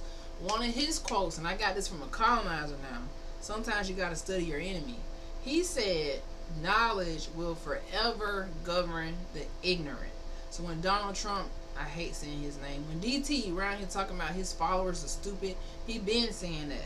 I posted something on my YouTube with him saying that, oh yeah, if I ever become a president, I run for president, I'll do the Republican Party because they are so stupid. That's what he said, quoted like in Times Magazine back in the 80s or 90s. And long and behold, he became president and his sentiment is still the same. So my point is, don't get so overwhelmed by these things. Knowledge will forever govern somebody who is ignorant, who don't care, and who just gonna work for the money. They gonna get their time away from money. I'm not trying to be in that number. I'm telling you, I came from poverty. I came from the hood. Every bone in me is about breaking generational curses. And I mean like generational curses on every type of level. From the mental level, from the physical, to the spiritual, to the historical, to the financial, to the educational level. It's just so many different levels of your brain being attacked and being brainwashed that you don't even understand.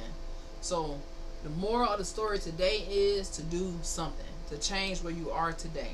If you don't like where you are, you can move. You're not a tree. Don't sit and sulk in your misery. Don't sit and speak down on yourself. You might not have it today, but you're going to have it tomorrow because it ain't really nothing but pennies. So when you think about it like that, you're going to be working, you're going to be thinking so hard to get the money. You'll be like, you know what, I am not working 4 jobs for this money and giving all my whole life away working. And end up working so hard, now your back hurt. Now you can't even go to work. Now you work yourself sick. Now you work yourself into the grave. You see people working so hard And then they spend their whole time just working, never traveling, never seeing the kids, never seeing the grandkids. They don't know the grandkids' name. They don't know nothing. They just go to work. They know their co-worker's name. They know the president name. They know Donald Trump kid's name, but they don't know their family name. They don't know their genealogy because they gotta go to work. I want you to get out of I gotta go to work all the time and get on. I gotta find out a way to create me some royalties, because that's the name of the game. For me, it's all about the royalties. Like, this book right here is royalties.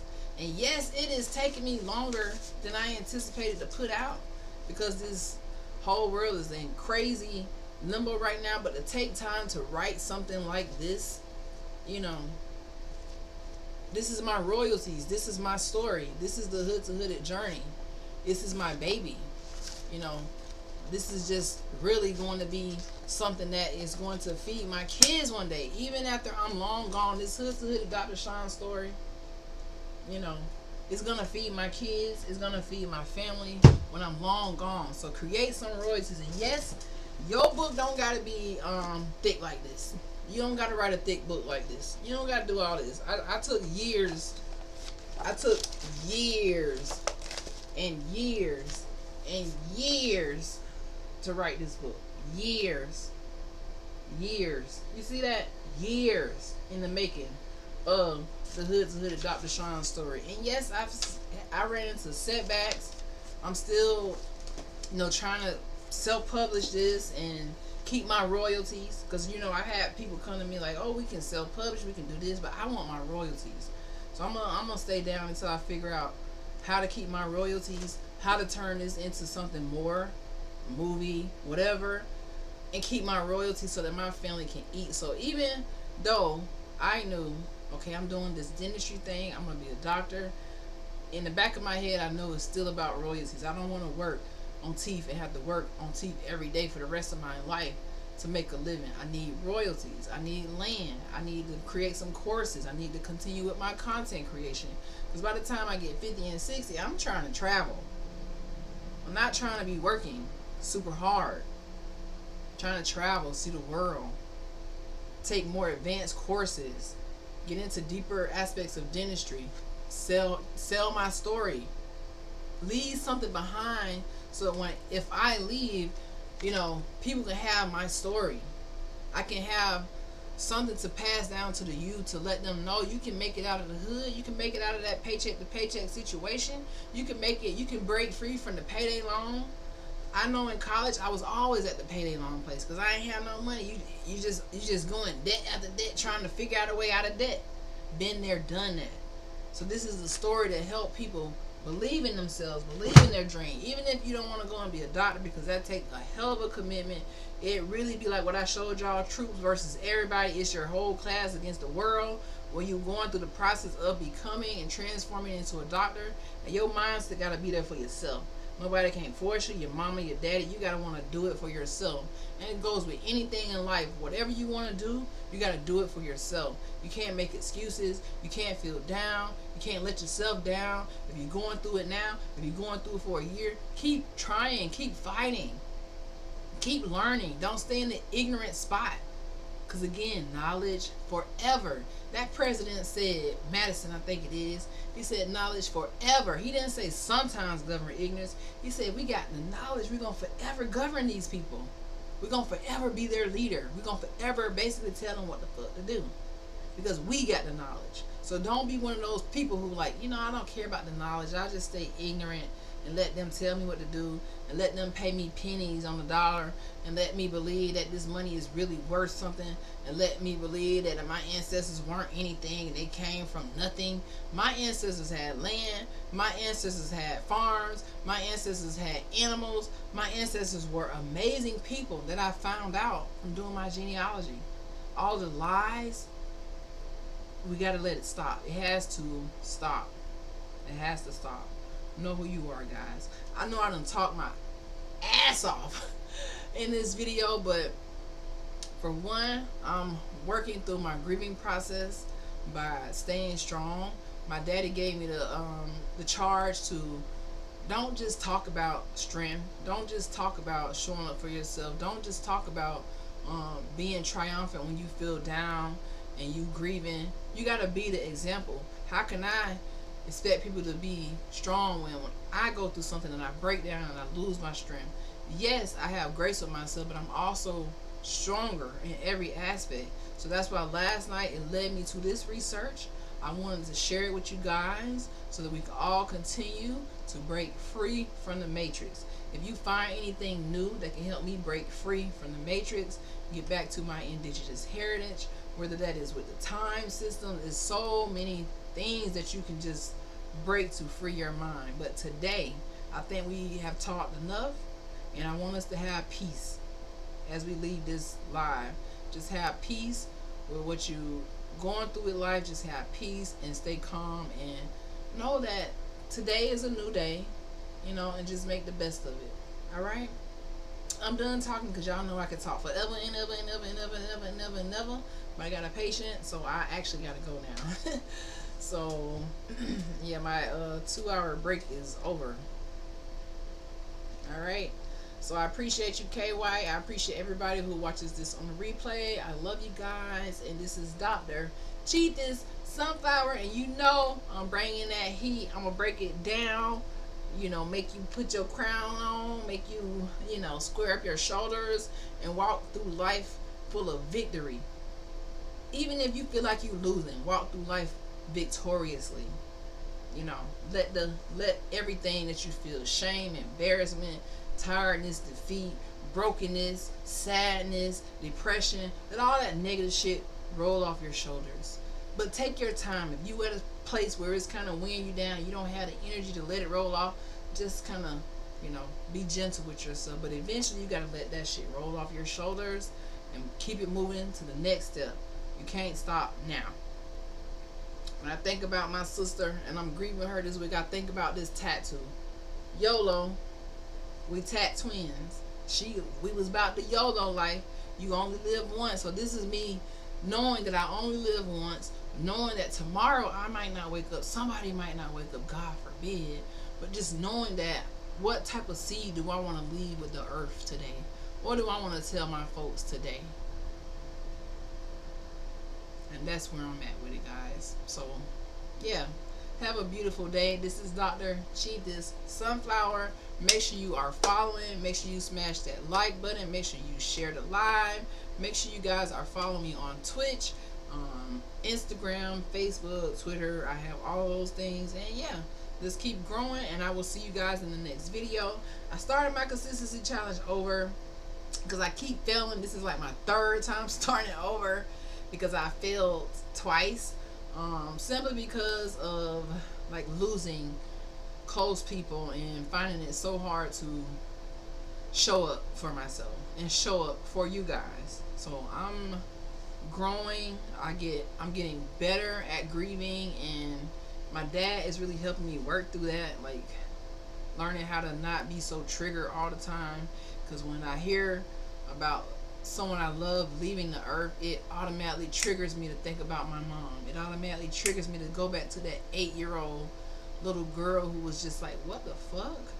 I probably didn't say that when I was 8, but that's what I thought. Like, what the fuck? Like, wait. This has to be a dream. And I stayed in the thought, like, this has to be a dream for a long time until I realized, oh, this is not a dream.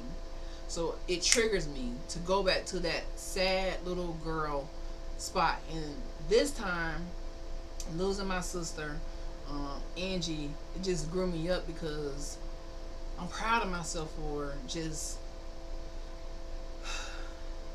staying strong and pushing through, and yeah, not making any excuses, because she was a hard worker. She was all about hope. She never gave up. I mean, she was a hard worker to the very end. So I have some big shoes to fill. My ancestors are counting on me. The loved ones that I lost before, I left, are counting on me to just stay positive. If you can't do nothing else, just stay positive. When you stay positive, like, it might seem like you need a lot to stay positive. Like, dang, I don't know how to stay positive. I'm in a bad mood. Like, how do I stay positive? Like, like, how I'm gonna do that when I'm dealing with all this BS going on? You know, you everybody got a story of why they can't stay positive, right? But staying positive is very empowering. Positivity is basically like being royal, like royalty. Okay? That's what it's like. And when you have a royalty essence about yourself, this is like the state of living in alignment with your highest truth, your power, and your purpose. So as long as you aligning with your highest truth of who you are not allowing anybody to take your power, your mindset, and you stay aligned with your purpose.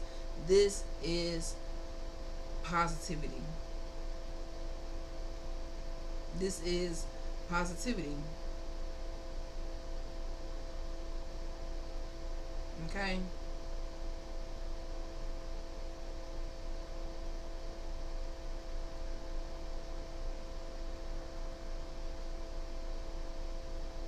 And positivity can go deep.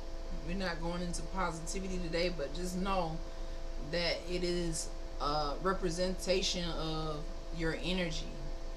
So when you're thinking about being positive, how are you directing your energy in this moment? How are you, what state is your mindset? And what actions are you taking to uplift yourself, create, heal, and inspire? So that's why I say stay positive even in the presence of struggle. That means when you're going through the struggle, or you're going through a bad day or sad day or even a great day, keep those positive vibes flowing. Keep your energy directed towards your goal. It might not be where it needs to be at the moment, but as long as you direct your energy towards a positive goal, more than likely you will get there. Okay? Keep your mindset clear and practice some of the things we talked about: grounding, just learning, absorbing the knowledge, being unapologetic with yourself, and just standing on business for who you are. All right? Because positivity is very beneficial.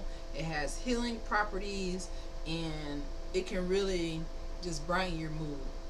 I'm so grateful for all the positive people in my life who have poured into me within the past 24 hours and let me know, for one, I'm not alone. For two, you know, getting down and stressed and sick, it's only going to make me sicker. And yesterday I felt that sickness like coming over my body yesterday, like to get this bad news on Monday, and then to be distraught, and then yesterday just not crying because I know people like, don't cry, you know, I don't want to be selfish about the situation, like, dang, I wish you was still here, and instead of accepting it, but I just had this heavy like feeling over my whole body, like my muscles felt heavy, my brain felt heavy, I had like a heavy headache. Have you ever had like a heavy headache that just sits? I started to get like a headache, and I knew, oh, my body's shutting down. I might not be crying, I may not be physically saying anything, and I might even be laying in this bed, but physically I felt my body getting sick. I felt the stress like taking over, and it was just starting to break my spirit down. So what I do, I took a nap, I took a break, I got away from my phone, I just relaxed, talked to my loved ones. They kind of guided me through the process. I didn't isolate myself, and I worked through it, which is why I'm here today, to be able to talk to you guys about staying positive and using your energy to uplift yourself every day. Yes, you want to uplift other people, but use your energy to look in the mirror and uplift yourself today. Okay?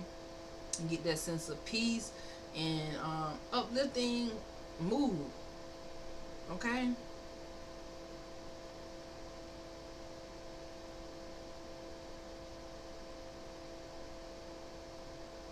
And I know I said I was done. And I just keep talking, but so just know that positivity is not toxic positivity. Ignoring the reality, because some people be like, I'm just gonna stay positive, they treat me like shit, but no, that's not what I'm talking about.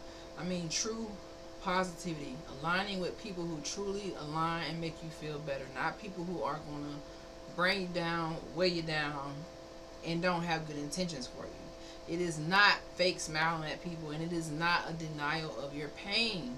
So right now, I'm not fake smiling with y'all. I'm not fake talking.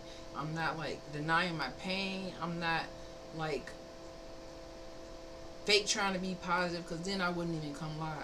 I'm really like living and breathing in the moment and trying to keep my head in a positive space, because it's so important to have people depending on my positivity. They depend on me to show up and be positive. And sometimes I fall weak and I need other people to be positive for me, and it's kind of like a seesaw. Our energy kind of feeds off each other. When I'm low, you high. When you low, I'm high, so we can both keep each other mooing. Definitely not cows. We can keep each other moving, okay, on the seesaw. Because positivity, remember, is rooted in truth. It's focused on elevation. So it's never focused on bringing you down. It's always focused on lifting you up, okay? And positivity is powered by love and clarity. I gave y'all enough meat and potatoes to get you through today. I'm going to shut up for real this time. If you're watching this on the replay, I appreciate it. A lot of my lives don't get through to the platforms until I end it, because of the service that I use to distribute it to multiple platforms. So, yeah. Just remember who you are, guys, and I will see you in the next video. This is Dr. Cheesy Sunflower, ending it for the third time. And I will be back either today or tomorrow with this redoing the consistency challenge again. I'm going to do it until I get it right, because I really want